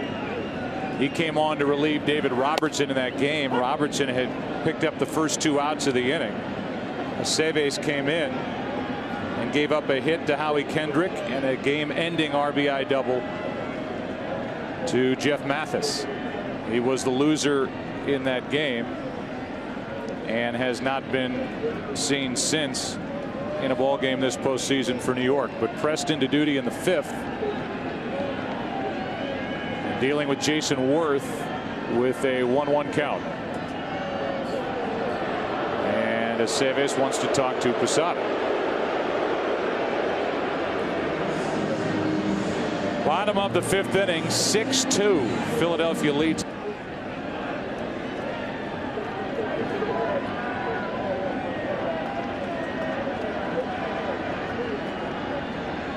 Jason Worth with an RBI single up the middle his last time up, and now puts a charge into left center field at the wall. What a catch by Gardner, who's down on all fours and can't get up. What a grab by Brett Gardner, and he hit that wall hard at full steam. The Yankees have already lost Cabrera. Gardner's first game back. What a play. Slamming that right shoulder into the fence. Brett Gardner was on the disabled list with a broken left thumb for 6 weeks. Not really knowing how close he is to the wall, makes the catch, slams into the padding. He got a visit from trainer and Joe Girardi. And Steve Donahue.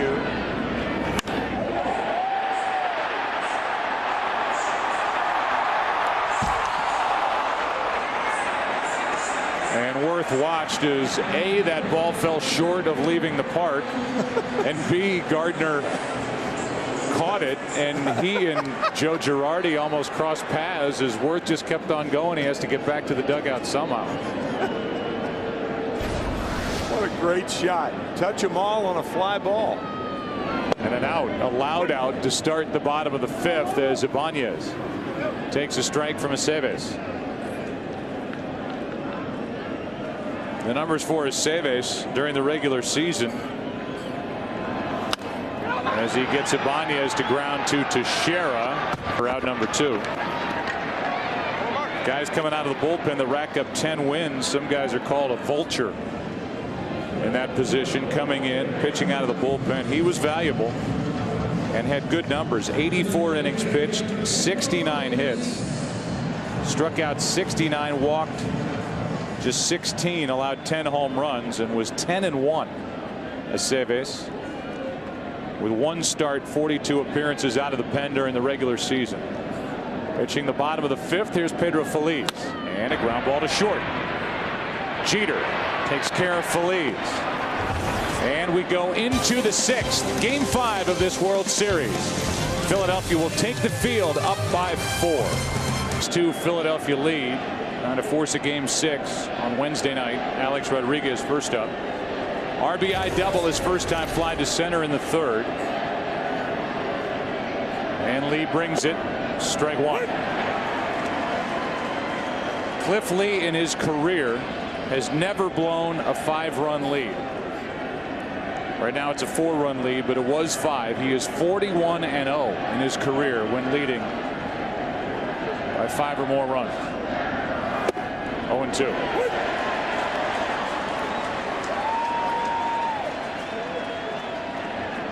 Rodriguez, then Swisher, then Cano. If anybody gets on, Brett Gardner.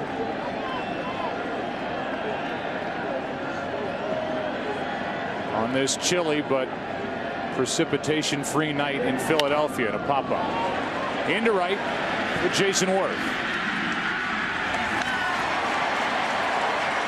One out in the sixth. All the way to this World Series. They're getting it done tonight. Here is Nick Swisher, 0 for 1 with a walk.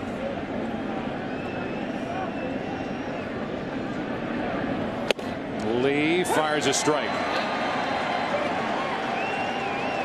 Nick batting in the 5-hole behind Alex Rodriguez, and it's interesting to note that he homered for the Yankees in 7 different lineup positions. Shows you his flexibility. And the majority of his home runs have come on the road this year. Most road home runs in the American League with 22. If you include the one he hit here 2 nights ago. And 22 of his 30 have come away from Yankee Stadium, which surrendered the most home runs across the big leagues in 09. Counts 0-2. There's a difference home and road for Swisher. First year with the Yankees. After a trade with the White Sox, brought him to New York. Ball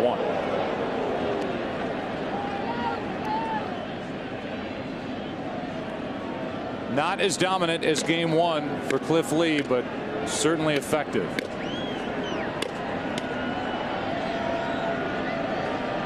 A 1-2. 2-2.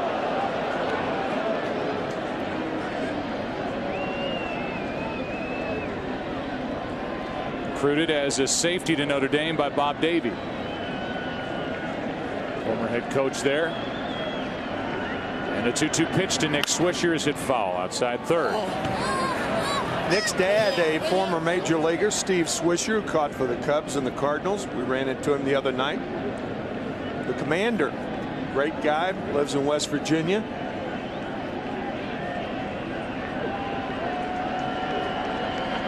His son Nick waits for a 2-2 and hits it in the air to left center field. Back is Victorino for out number 2. Ball is not carrying to left center. Jason Worth knows that after the ball he hit to start the bottom of the 5th. We look ahead. If there is a game 6, it will be on Wednesday night from Yankee Stadium. We know that the Yankees will start Andy Pettitte, at least we believe so. We're on the air at 7:30 Eastern Time, 4:30 Pacific. The only way Pettitte would not get the ball in game 6 is if he told Girardi that something wasn't right. And Joe Girardi told us before the game that he wouldn't know until Pettitte got to the ballpark today, and probably wouldn't say anything on the record until tomorrow. Meanwhile, in the pregame press conference, Charlie Manuel, the manager for the Phillies, was asked, in the event that you win tonight, do you have a game 6 starter picked out already? Charlie Manuel said, yeah, we've got a starter picked out, but we've got to win the game first. Here's Cano with a base hit into center. It comes with 2 out here in the 6th inning, and then the follow-up question to Manuel, before you announce it, and he said yeah. So he is keeping it quiet. I would think all signs at this point are on Pedro Martinez getting the ball for Philadelphia in game 6, if there is one. Yeah, and there's an outside chance that J. Happ may be the starter.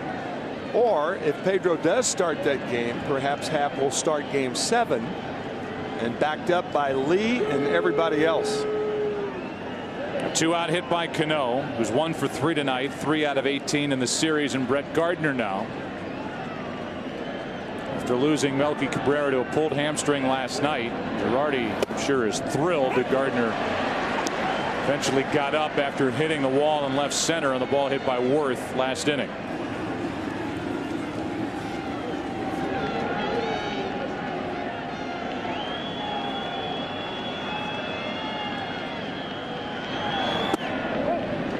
One ball, 1 strike.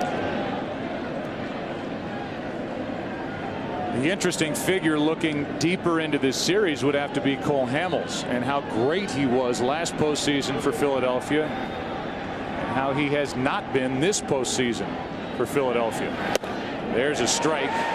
Number 2 on Gardner, 1-2. Hamels made the start here on Saturday night, got into the 5th and was knocked out, and blew a 3-0 lead. The game the Yankees won 8-5 behind Pettitte.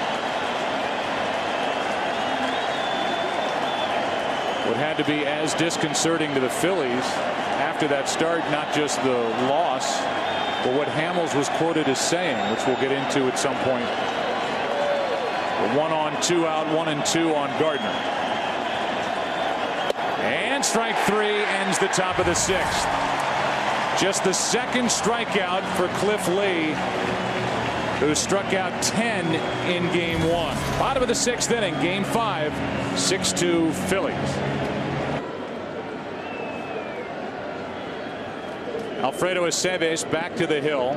It'll be Carlos Ruiz, then Cliff Lee, Jimmy Rollins for Philadelphia. Up 6-2. And a good breaking ball from Aceves. He's brought good stuff with him to the mound from the bullpen. At a perfect 5th. Strike 1 to Ruiz, who has an RBI on a force out. He hit into back in the 3rd. That misses. A ball and a strike.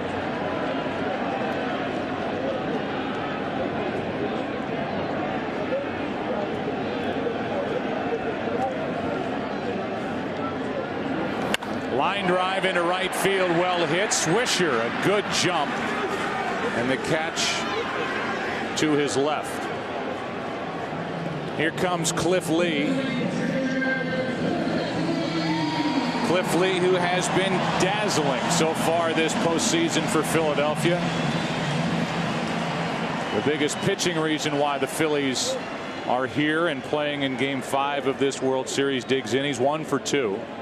Kind of teased you and led you into what Cole Hamels said after that loss here in game 3. We'll bring in Ken Rosenthal here in the bottom of the 6th as Lee fouls away strike 1. The quote, I think, caught Charlie Manuel by surprise when he basically said, and I'm paraphrasing, I can't wait for it to be over. Right, Ken? Yes, that is exactly what he said, Joe. Cole Hamels said, I can't wait for the season to end. It's been mentally draining. So that raises the question, how mentally prepared would he be to pitch a game 7 when he's thinking along those lines? Now, maybe he was speaking out of frustration, but they're going to have to check in with him, obviously, if they get to that point.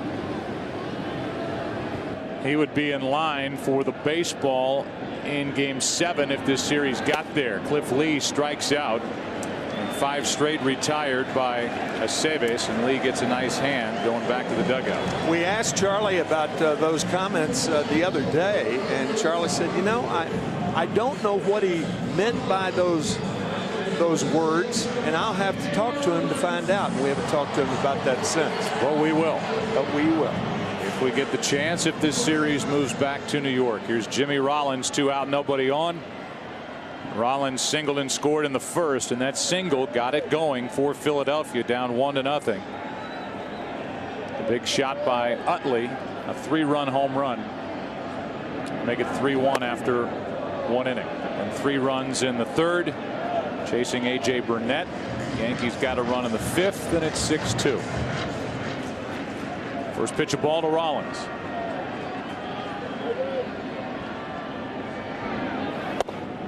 Pitch from Aceves, strike 1.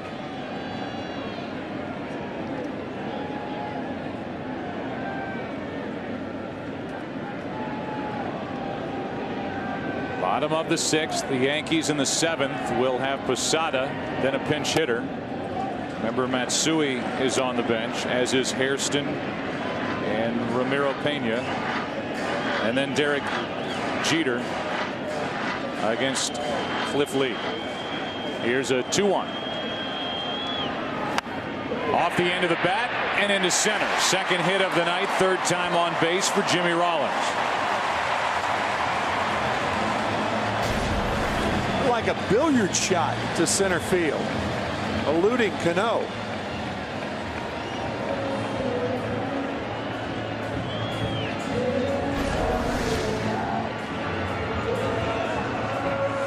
So this is a spot where Jimmy Rollins will try and run if he gets a jump and test Jorge Posada, who threw out 22% of potential base stealers during the season. Rollins stole 31 and is 2 for 2 this World Series. Here comes Dave Island to talk to Aceves. Phil Koch gets loose. So the visit and the lefty getting loose with Chase Utley on deck. In case this inning gets past Victorino and Utley steps in. These have always been odd visits because the pitcher on the mound knows that the pitching coach is talking to him to give the guy in the bullpen time to warm up to come in and relieve you. You talk about a diplomatic approach that catchers and pitching coaches have to take when the manager sends them out to talk to a pitcher buying time. You look at the bullpen this postseason entering tonight. Mariano Rivera has allowed that 1 earned run, 14 1/3 innings this postseason. The rest of that pen, an ERA of 4.76. Good work tonight by Robertson. Seves trying to match him. Rollins starts and stops, and Victorino fouls it back.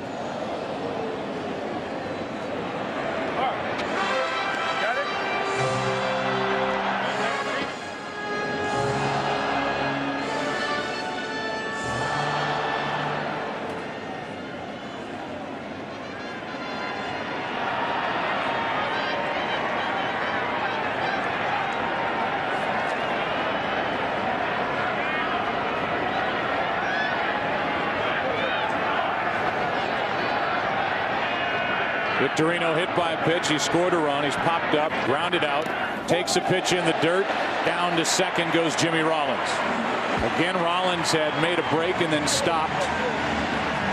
And he's down to second on what will be called a wild pitch. Ball kind of crawling up the mid, the chest protector and the mask of Posada as Rollins goes to second base on the wild pitch.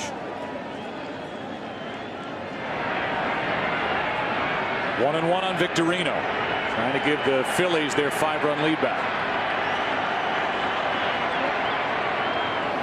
Off the end of the bat, Jeter charges, gets a big hop, and just got him at first.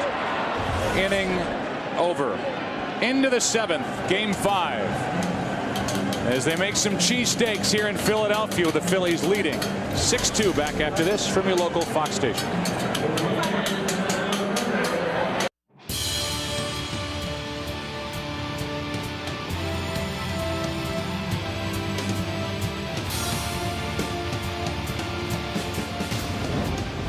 Cliff Lee, the winner in game 1, trying to win game 5. Heck, he even has a hit tonight. 6-2. The Phillies lead as we go to the 7th inning, and Jorge Posada is first up, and a swinging strike on a fastball. Posada, then Hairston, who right now is in the on-deck circle. And while they meet on the mound, we get to say hello back to you again here in game 5. And as I said last inning, not as dominant, but certainly as effective for Philadelphia with Cliff Lee. Well, he has shown so many looks, Joe. Changing speeds, spike curveball, fastballs in, fastballs away. There's not much left in a repertoire. No, that's it. That's all you can do. If you're a pitcher. 0-1 is the count. And Jorge Posada, who grounded out in his only at bat, took over for Molina in the 5th. Takes a strike. I wonder if Posada was talking about him pitching before he was ready. He called timeout. Lee continued to pitch, and the pitch was a strike. And the crowd loved it. I think Jorge put that right hand up too late. It's not automatic. Time has to be granted, in this case by DeMuth, and he didn't, and now he rings him up. Strikeout number 3 for Cliff Lee. 2 pitches ago. Calling timeout, timeout. Home plate umpire Dana DeMuth said, nope, that's a strike. Posada argued, and then the next pitch was a strike on the inside corner.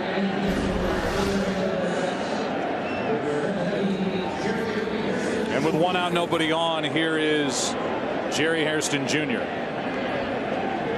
He's made a start in this series.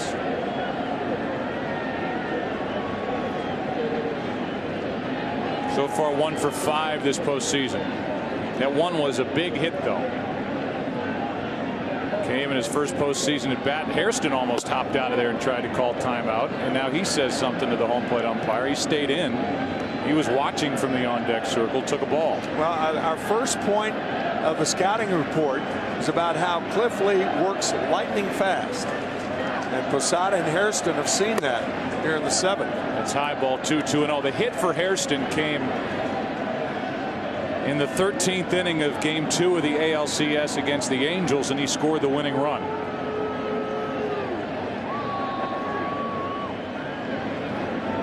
The 2-0 pitch is over but low, 3-0.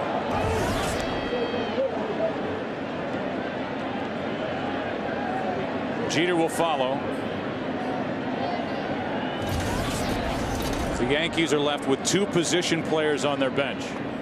There's a strike. Hideki Matsui will be back in that lineup if there is a Game 6 at Yankee Stadium, and Ramiro Pena, who was just activated. And the Yankees took Melky Cabrera and his bad hamstring off the active list. Here's a 3-1 to Jerry Hairston.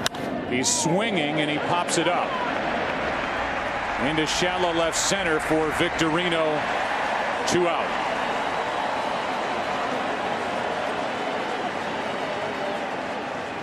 That'll bring in Derek Jeter. I could tell by the inflection of your voice that you were surprised that he was swinging. I was too. You know, 30 years ago, 25 years ago, guys, a team trailing by 4 or 5 runs in the middle innings, you take a 2-0 pitch, you take a 3-1 pitch. But that is not the case anymore. The game has changed, and that's not the only change in the game. So 2 out, nobody on, and Jeter, who's 1 for 3, steps in.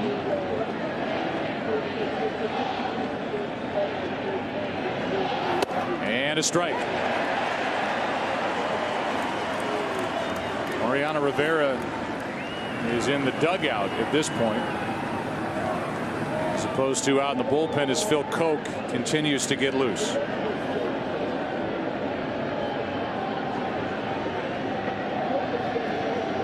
Pitch number 101 on the night, and it's inside, a ball and a strike. Cliff Lee in that Game 1 start, 9 innings, 1 run, was unearned, 6 hits, 10 strikeouts, no walks through 122 pitches. Here's number 102 tonight. Strike 2.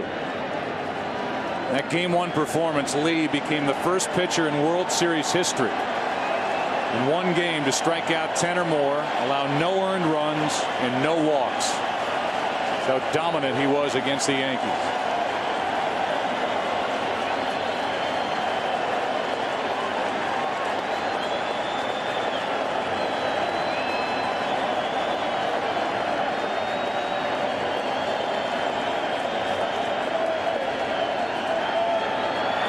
Shattered bat, dangerous as it heads into the seats. Hopefully everybody's okay, and a pop-up ends the inning.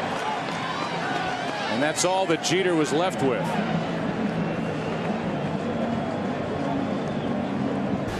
The Phillies won the pennant that year, as Phil Koch is in for the Yankees, 6-2 ball game. But the Phillies won the pennant on a 3-run home run by Dick Sisler in the 10th inning at Ebbets Field against the Dodgers. Had they lost that day, it would have been tied, and they would have played 2 out of 3 for the pennant.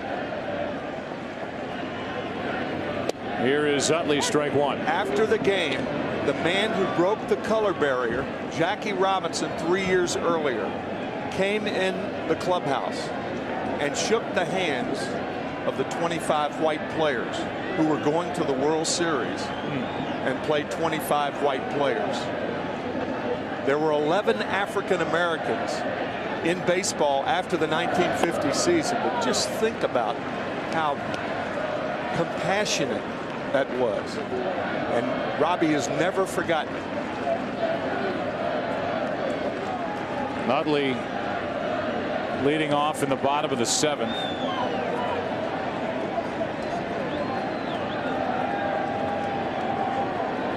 Howard will follow, and then Jason Worth against Phil Koch. Ball 2. Talked about that run for the Yankees.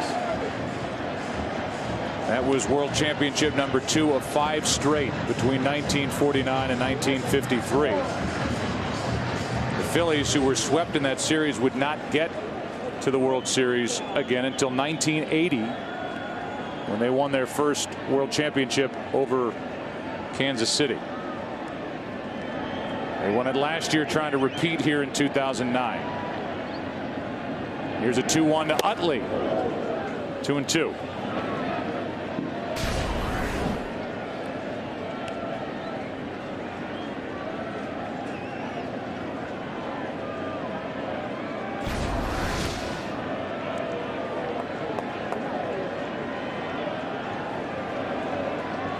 Phil Koch is the 4th pitcher of the night for the Yankees. Burnett lasted 2+. Robertson 2 shutout innings. The same for Aceves. A 2-2. Full count.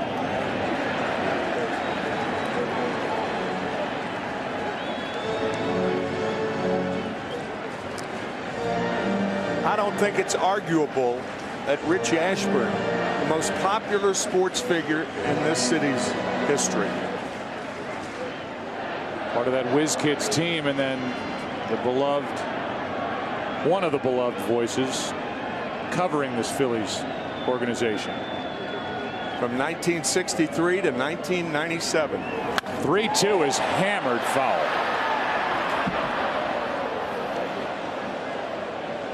You were a former broadcast partner of Richie Ashburn, who had an unbelievable sense of humor. Unbelievable. 2-time batting champion, 4-time All-Star. And there's that run as a Phillies broadcaster from 63 to 97, and a Hall of Famer. Just smile thinking about him. Another 3-2 to Utley. And a shot into right. How about this series for Utley? Another home run. Second of the night. He ties Reggie Jackson for most in one World Series, and he makes it 7-2.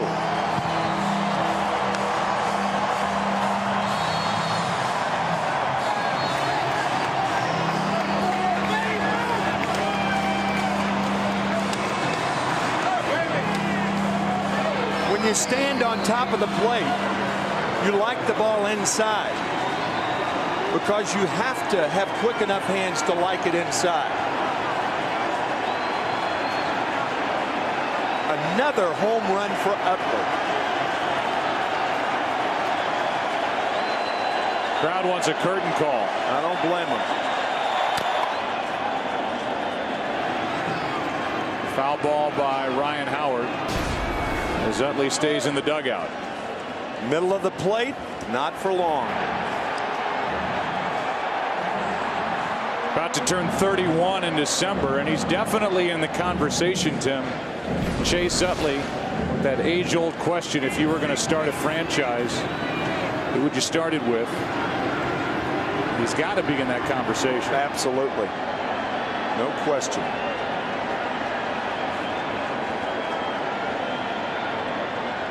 The 0-1. Good swing by Howard. One of the better cuts he's taken in this World Series. It's 0-2.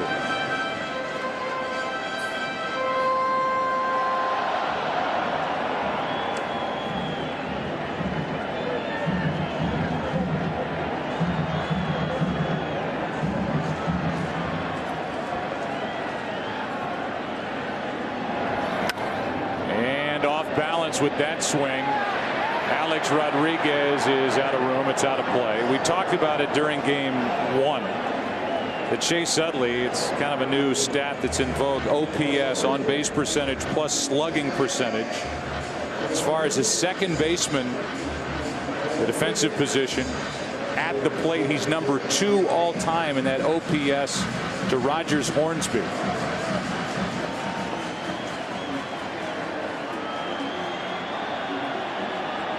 Fastball up. And an 0-2 pitch.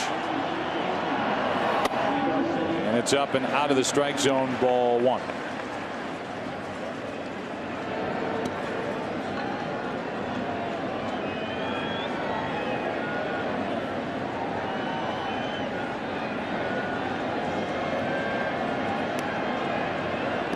Coke gives up a home run to the lefty Utley. And Howard goes around for his record-tying 12th strikeout in this World Series. A breaking ball to Ryan Howard. We've said that a lot because that's what the Yankees have done. They've thrown him a lot of breaking balls. Looked like he went too far. And he ties Willie Wilson for most strikeouts in a World Series. A record Willie wants no part of, and now he has company with Ryan Howard set back in 1980. Phil Hughes getting ready.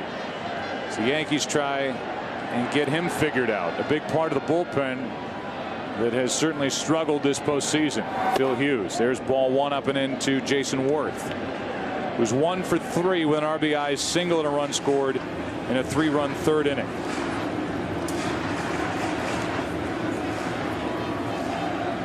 So back-to-back batters. One guy ties Reggie Jackson, Mr. October, for most home runs in a World Series. The guy behind him, Ryan Howard, ties Willie Wilson for most strikeouts in a World Series.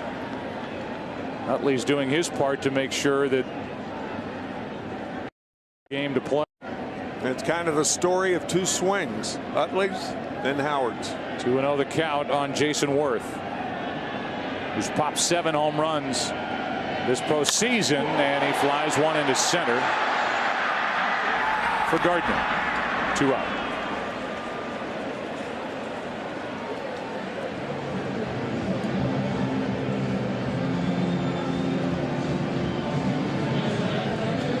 Here's Ibanez.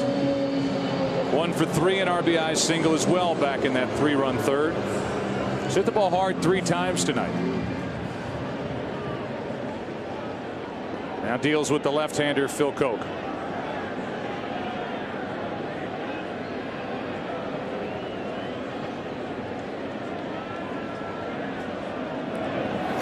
There's another good swing, but a foul back.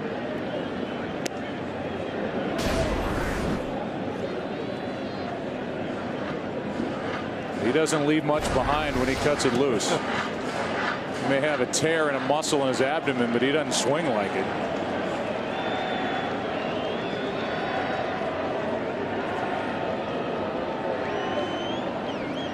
Here's the 0-1 pitch.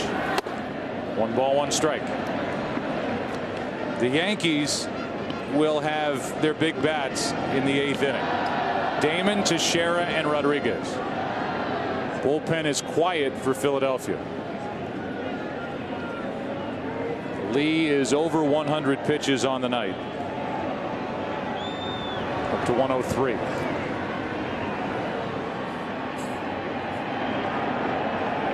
Here's the 1-1. Straightens up Ibanez. Ball 2.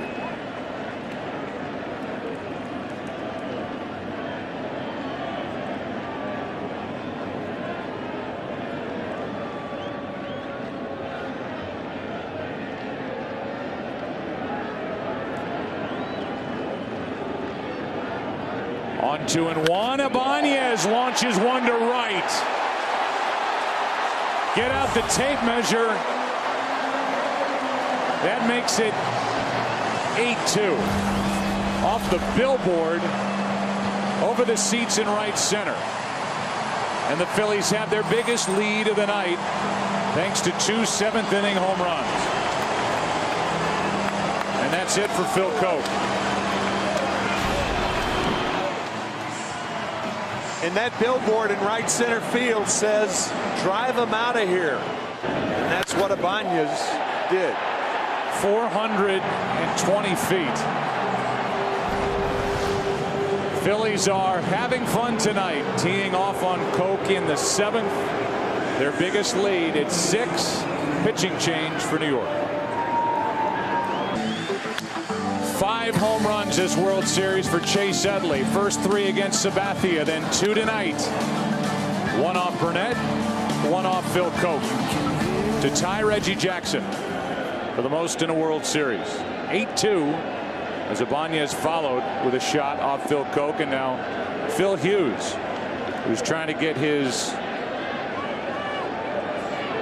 pitching stuff back in order. 2 out, nobody on, and a fastball's in for a strike to Phillies, who's 0 for 3. Even with the Yankees trailing 8-2, Joe Girardi trying to get something positive to take back to New York if they lose this game.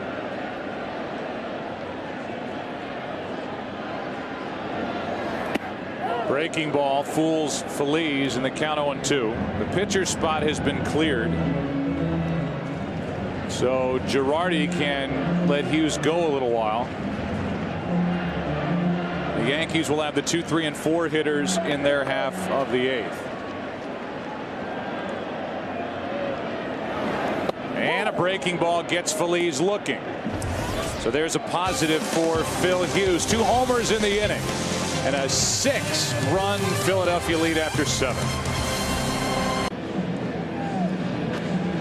Ben Francisco takes over in center field, and nobody was more surprised about that than Shane Victorino, who went out and started to take his position, then looked out and somebody else was standing in it. Ben Francisco, and then Shane Victorino came back and said, "What's the deal?" I think Shane was talking when he pointed twice like that. He was saying, do I go back out there and Ben go to left and Ibanez come out of the game? And Charlie Manuel said, nope. I think they're giving him a rest because of his hand. It's a 6-run ball game, and not a bad idea. So Victorino replaced by Ben Francisco, and we're in the top of the 8th inning. 8-2 Philadelphia. Johnny Damon first up, and a fly ball down the left field line, slicing foul. Strike 2 from Cliff Lee. There is action now for the Phillies in their pen with Chan-Ho Park and Scott Air.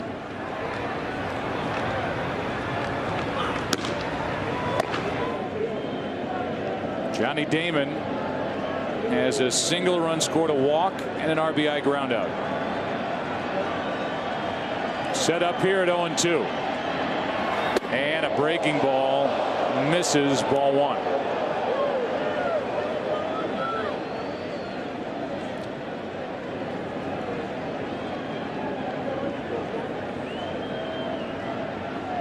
Teixeira next, top of the 8th.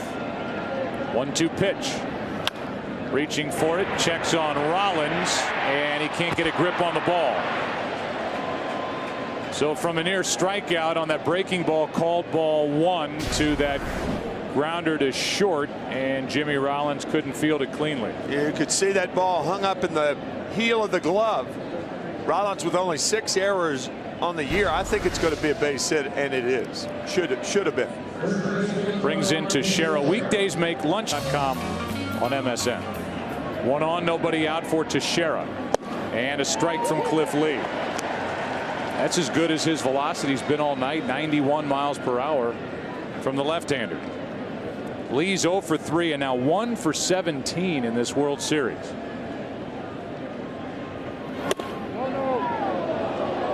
One and 1. Cliff Lee, like CC Sabathia, looks like they could throw 15 innings if necessary.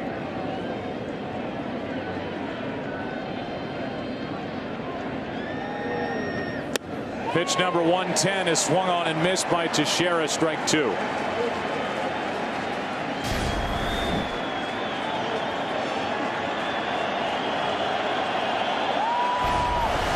Pretty good life with that fastball here in the 8th. And that ball is hammered into left field. It will get past Ibanez to the wall. Teixeira digs for second, has a double, and at second and third, nobody out. With Alex Rodriguez coming up, and one swing of the bat could make this a 3-run game. That was a changeup from Lee, but he got it up, and so did Teixeira.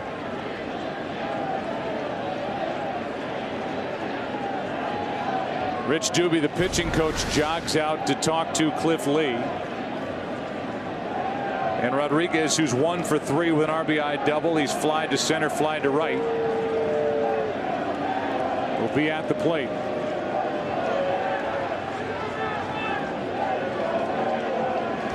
Of all the baseball questions that have to be answered, how do you feel may be the most prevalent. Have to get our guys at Stats Inc. to look that up. How many times that question has been asked? And how often is the answer, I'm fine. I'm fine. Damon with an infield hit. A double by Teixeira. Here's Rodriguez, who could tighten this one with one swing. 6 home runs this postseason for Rodriguez, and he shoots one in the air to left, into the alley and off the glove of Ibanez. 1 run scores Damon. Here comes Teixeira, and it's a 2-run double for Alex Rodriguez, and just like that, it's 8-4 here in the 8th. And Joe, that's what Shane Victorino was talking about when he pointed, do you want Francisco in left field, because both are better outfielders than Raul Ibanez. Ibanez going to his left, the ball right off the webbing, actually off the thumb of the glove. That ball could have been caught.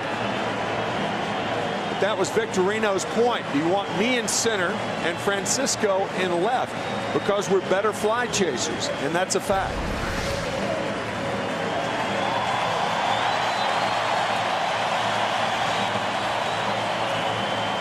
.112 pitches on the night, chased by the 2-run double by Rodriguez. Pitching change here in the 8th. Chan-Ho Park takes over with a runner at second, nobody out. 2 runs are home in an 8-4 game, and those 2 home runs that were hit in the bottom of the 7th, one by Utley, one by Ibanez, loom large now for Philadelphia as they lead by 4. Facing elimination here tonight, and Nick Swisher is first up against Park. Remember, Hideki Matsui is left on that bench for Joe Girardi. Strike 1 to Swisher.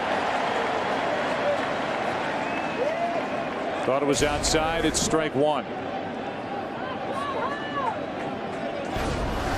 Swisher tonight 0 for 2 with a walk. That was against Cliff Lee, who threw 112 pitches. If he gets a decision, could only get the win here in game 5.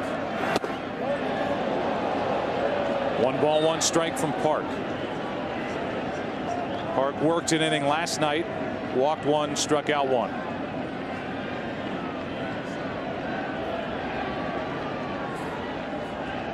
Did not face the batters last night. He will deal with here tonight. Worked his inning predominantly against the top of the lineup for the Yankees. Here's the 1-1. Park took something off, strike 2. Rich Doobie, the pitching coach of the Phillies, really believes in the changeup, and a lot of Phillies pitchers throw that. Cliff Lee does. Ryan Madsen, Chad Durbin. He does not, however, believe in the split finger fastball. He thinks the changeup is superior.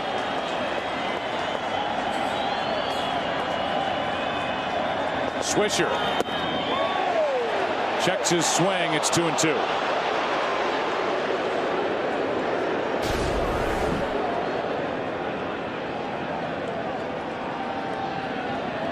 Awful close, no swing, said Jeff Nelson, the third base umpire.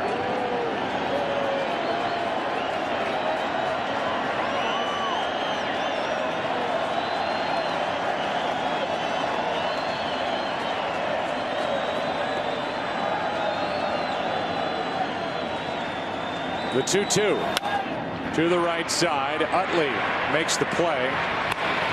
Over to third goes Rodriguez, 1 out in the inning. We showed you some of the tape. Here's the rest of it before the start of this 8th inning when the Phillies made the change. Charlie Manuel taking Shane Victorino out of the lineup, out of the outfield, inserting Ben Francisco, and let's take a look and listen.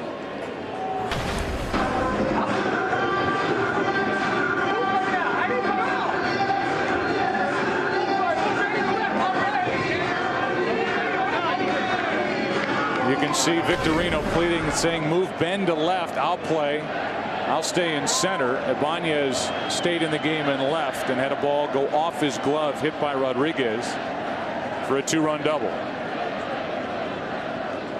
And now Cano with Ruiz going to the mound to talk to Chan Ho Park. Emotion is such a key to the game of Shane Victorino. Yeah, you're right. And you can see him just coming up to Charlie Manuel with those wide eyes, shocked that he was coming out of this game 5 with his team facing elimination. Charlie Manuel wanting to give him the rest of this night off. I've already x-rayed that right hand to see if there's a break in it from when he was hit by A.J. Burnett in the first. So he's finished tonight.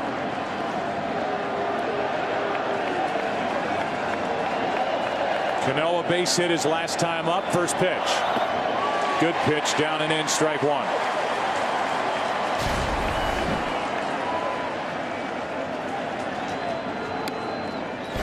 Good change up from Park.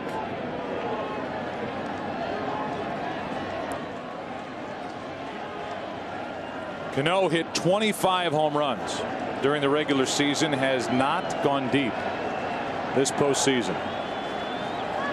That inviting right field here at Citizens Bank Park.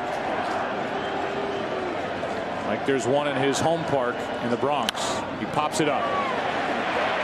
Shallow center for Francisco. Rodriguez will tag and come to the plate and score. Rodriguez watching it the entire way, and the throw by Ben Francisco was late, and it's an 8-5 game. It is interesting to notice the third baseman, when anybody is tagging up at third base, what they try to do is line themselves up between the guy tagging and the center fielder, so they can't really see it. You can see Phillies standing next to Rodriguez in line with the center fielder and trying to block his view and upset his timing unsuccessfully. And Rodriguez, Tim, really came down the line and was judging how good that throw was to see if he carried on to the plate. Very smart base running by A-Rod. And not a very good throw by Francisco. And it's a 3-run game here in the top of the 8th. 2 out, nobody on. So, you know, in World Series history for the Yankees, largest deficit overcome to win a game, 6 runs. 96 World Series game 4. This was a 6-run lead. Now it's a 3-run lead. That top of the 6th inning, Derek Jeter led off that inning, and the Yankees scored 3 runs because Joe Torre said, let's cut it in half, and that's what the Yankees did. The rest of this game is not without drama in what's a 3-run game right now. Gardner's up. Gardner makes an out. You're looking at a 9th inning with Posada, a hitter like Matsui who could come off the bench, and Jeter. And if anybody gets on, Damon. Then Teixeira, the big bats factor in with some sort of a rally for New York as we play here now in the 8th. And if the Phillies don't score in the bottom of the 8th, do you look for Brad Lidge again?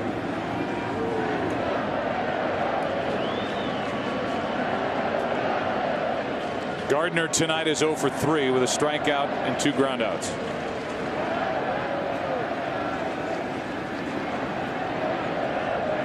Yankees score 5 runs off Cliff Lee in 7+ innings on 7 hits. If you're just joining us, Utley with 2 home runs, 5 in this series, ties a record held by Reggie Jackson. Alex Rodriguez has 18 RBIs this postseason. 3 tonight. That's a Yankees single postseason record with these extra tiers of playoffs. And then the numbers for Cliff Lee, who can only be the winner tonight, as Chad Godin, the right-hander, and Brian Bruni, the right-hander, get loose. Here's a pop-up. Out behind second for Rollins. Good work by Chan Ho Park. Bottom of the 8th. Phillies bat now leading by 3.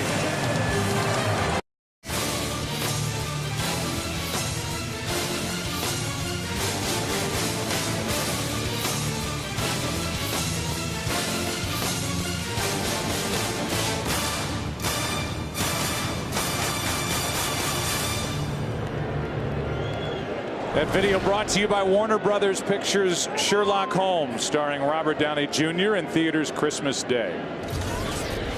As Ruiz leads off against Phil Hughes and looks at a breaking ball for strike one. It'll be Ruiz, then a pinch hitter, Matt Stairs, and then Jimmy Rollins. And the Phillies will have to go deeper into their bullpen for the end of this one. Park did a nice job, one perfect inning. Lee 7+ innings, 5 runs on 7 hits, but in line for the win. 8-5, bottom of the 8th. Now Rivera has changed his location from the dugout to the bullpen. In the 0-2. Breaking ball grounded up the middle. Ruiz has another World Series hit. His 10th over the last 2 years. Now 10 out of 32. And the leadoff man is on, and Stairs will indeed bat with nobody out. Yeah, Charlie Manuel has 2 ways to go. You could put Eric Bruntlett up there to bunt. Bunt Ruiz to second base, play for 1 run. But Charlie's thinking, Charlie is a hitter at heart, period. He wants to see Matt Stairs do what Matt Stairs tries to do every pitch, hit it off the end of the world. So far, Stairs is 1 for 6 in this World Series. Got to start as a DH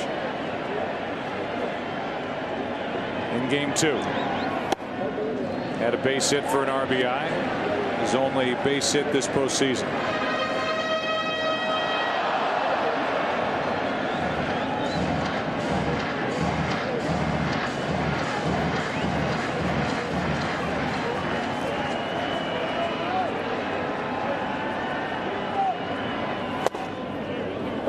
One ball, one strike. Good fastball from Phil Hughes.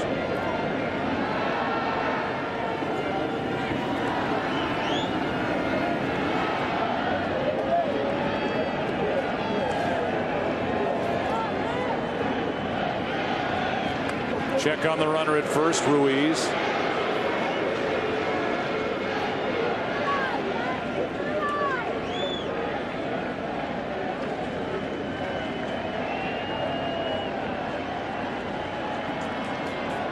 Stairs, the oldest player that the Phillies can send up there on their active roster.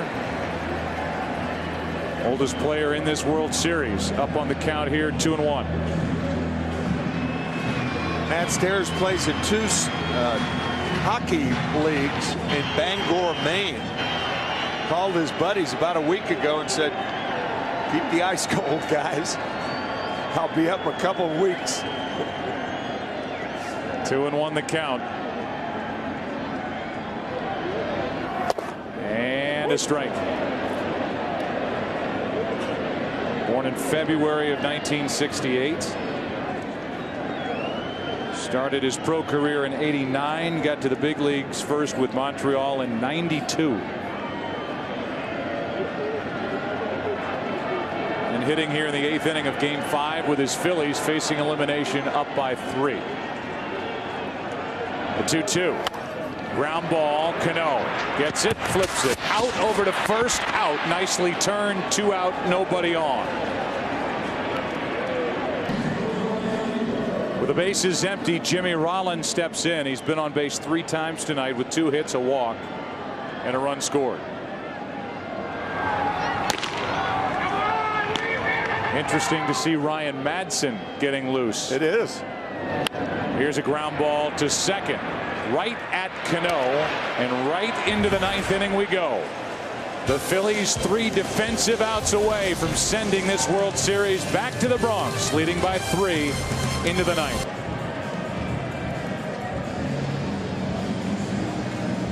Game number 5 goes into the 9th inning, and it's an 8-5 Philadelphia lead.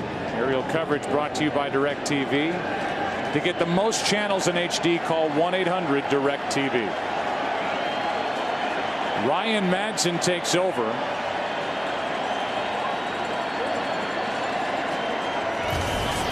and not Brad Lidge, up by 3 runs, a save situation right now for the Phillies, and it's Madsen.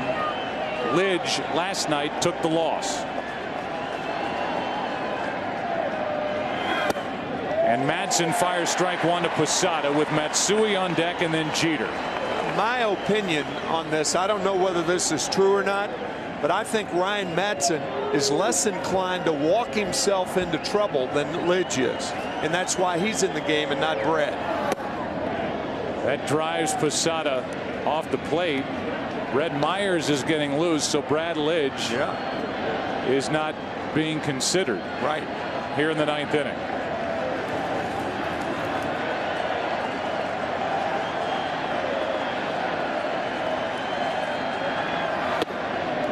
That's ball 2, 2-1. World Series fact that no team has ever come back to win after trailing by 3 or more runs in the 9th inning. The history of the World Series. 2-1 pitch is inside. 3-1.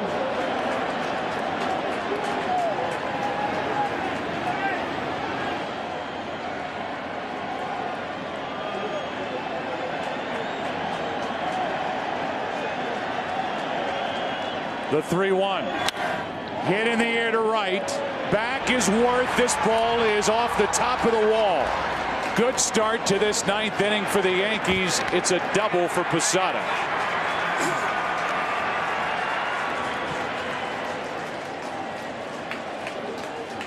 The one downside of that not issuing a walk is that on a 3-1 pitch, Ryan Madsen properly throwing a fastball for a strike and making Posada hit to get on, and Jorge does.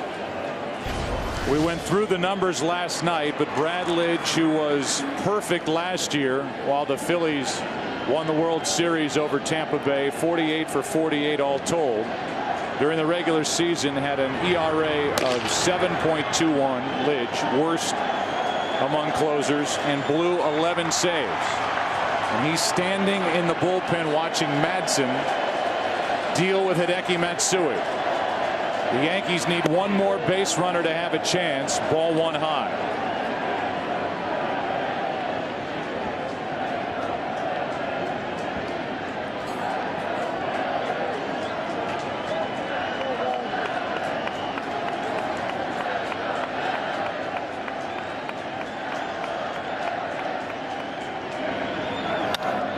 Good rip by Matsui. Good fastball from Madsen. 93 miles per hour. It's a 1-1 count.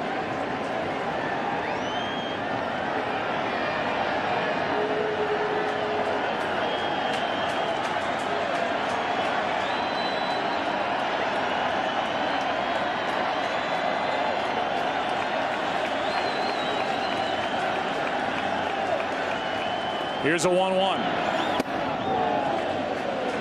Ball 2. The 57 Yankees came back to tie game 4. The World Series. Lost that ball game. The Yankees did in 10 innings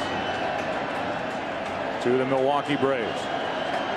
2 balls and a strike. Runner at second, and a ground ball, base hit left field. Going to third is Posada, and now the tying run will come to the plate for the Yankees in the 9th inning, and the Yankees are back to the top of their lineup with Derek Jeter. I think what Joe Girardi could do now is pinch run Ramiro Pena, even though Matsui is not the tying run. But on a forced play at second base, it might be worth it here. Normally you don't do that unless the winning or tying run is on at first base. There's Pena, just added to the list today.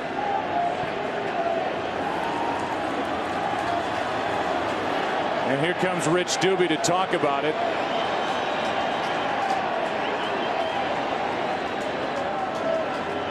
As the tying run will come up, Derek Jeter. It's Jeter now. It's Damon on deck and Teixeira looming.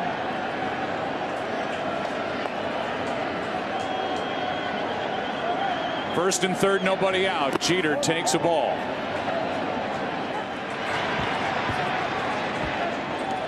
I am surprised that Ryan Howard is holding Matsui on. I think if you play back in the position, give yourself a better chance to field the ball by Derek Jeter.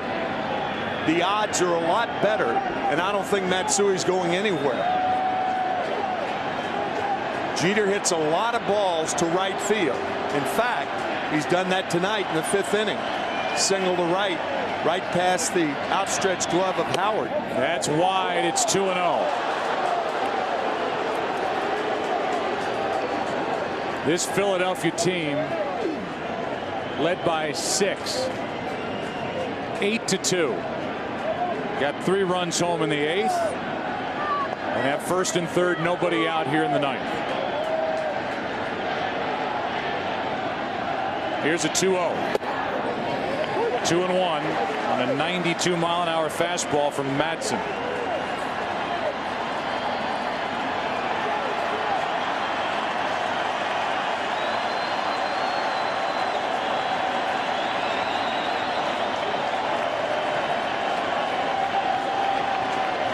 Madsen in his 4th straight game of this World Series. Ground ball to short. Rollins flips out over to first. A big double play. A run scores, but 2 out in the 9th.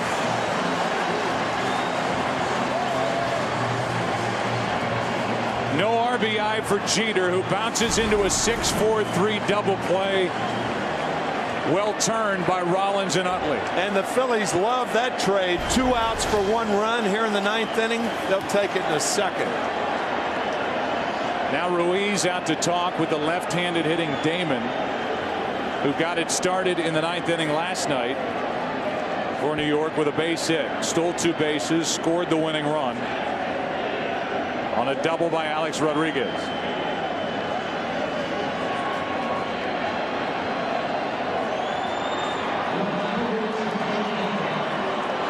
So Jeter does not come through in the 9th inning. Posada, who led off with a double, scored. Bases are clear, 2 out. And now the Phillies are 1 out away from sending this to Game 6 on Wednesday night. Strike 1.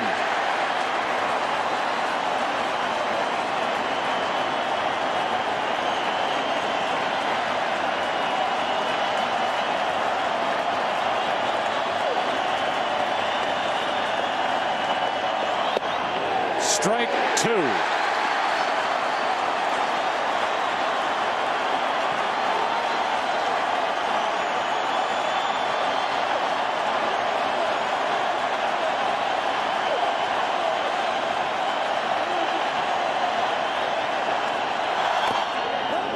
And a check swing foul.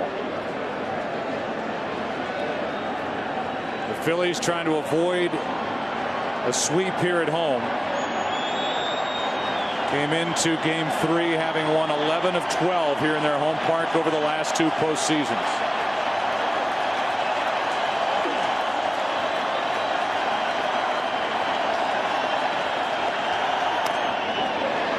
Damon in that battle mode as he was last night against Brad Lidge. And now time called out in right field as Jason Worth is motioning in toward home plate. That something in the background is bothering Worth as he looks into home plate. 0-2 the count on Damon. 2 out. Phillies up 2. Ball 1.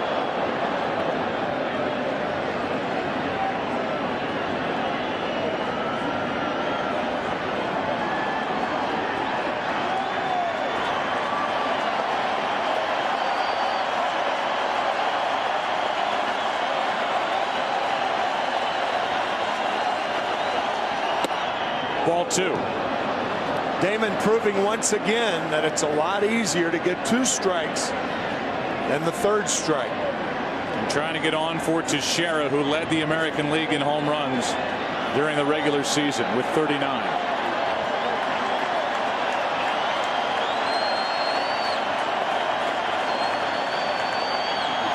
Ground ball up the middle. Damon keeps it going and brings the tying run to the plate.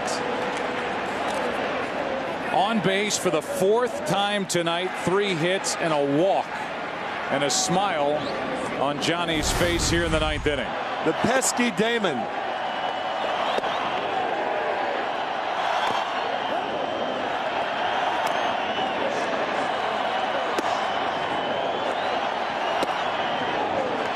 And a hit.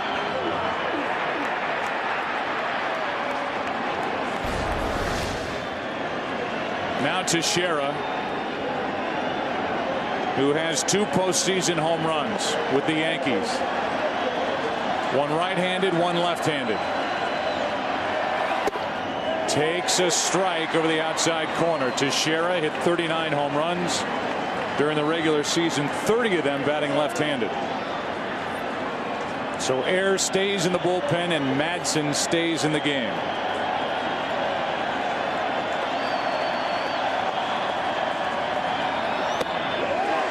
The changeup for strike 2 as Damon takes second.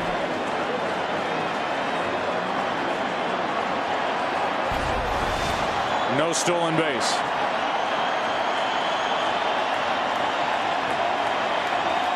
Again, the Phillies 1 strike away.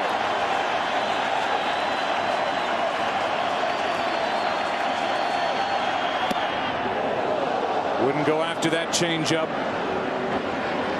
Ball 1. Who's standing on deck? Alex Rodriguez, who won the game last night with a 2-out RBI double in the 9th inning, has 2 doubles tonight, 3 RBIs.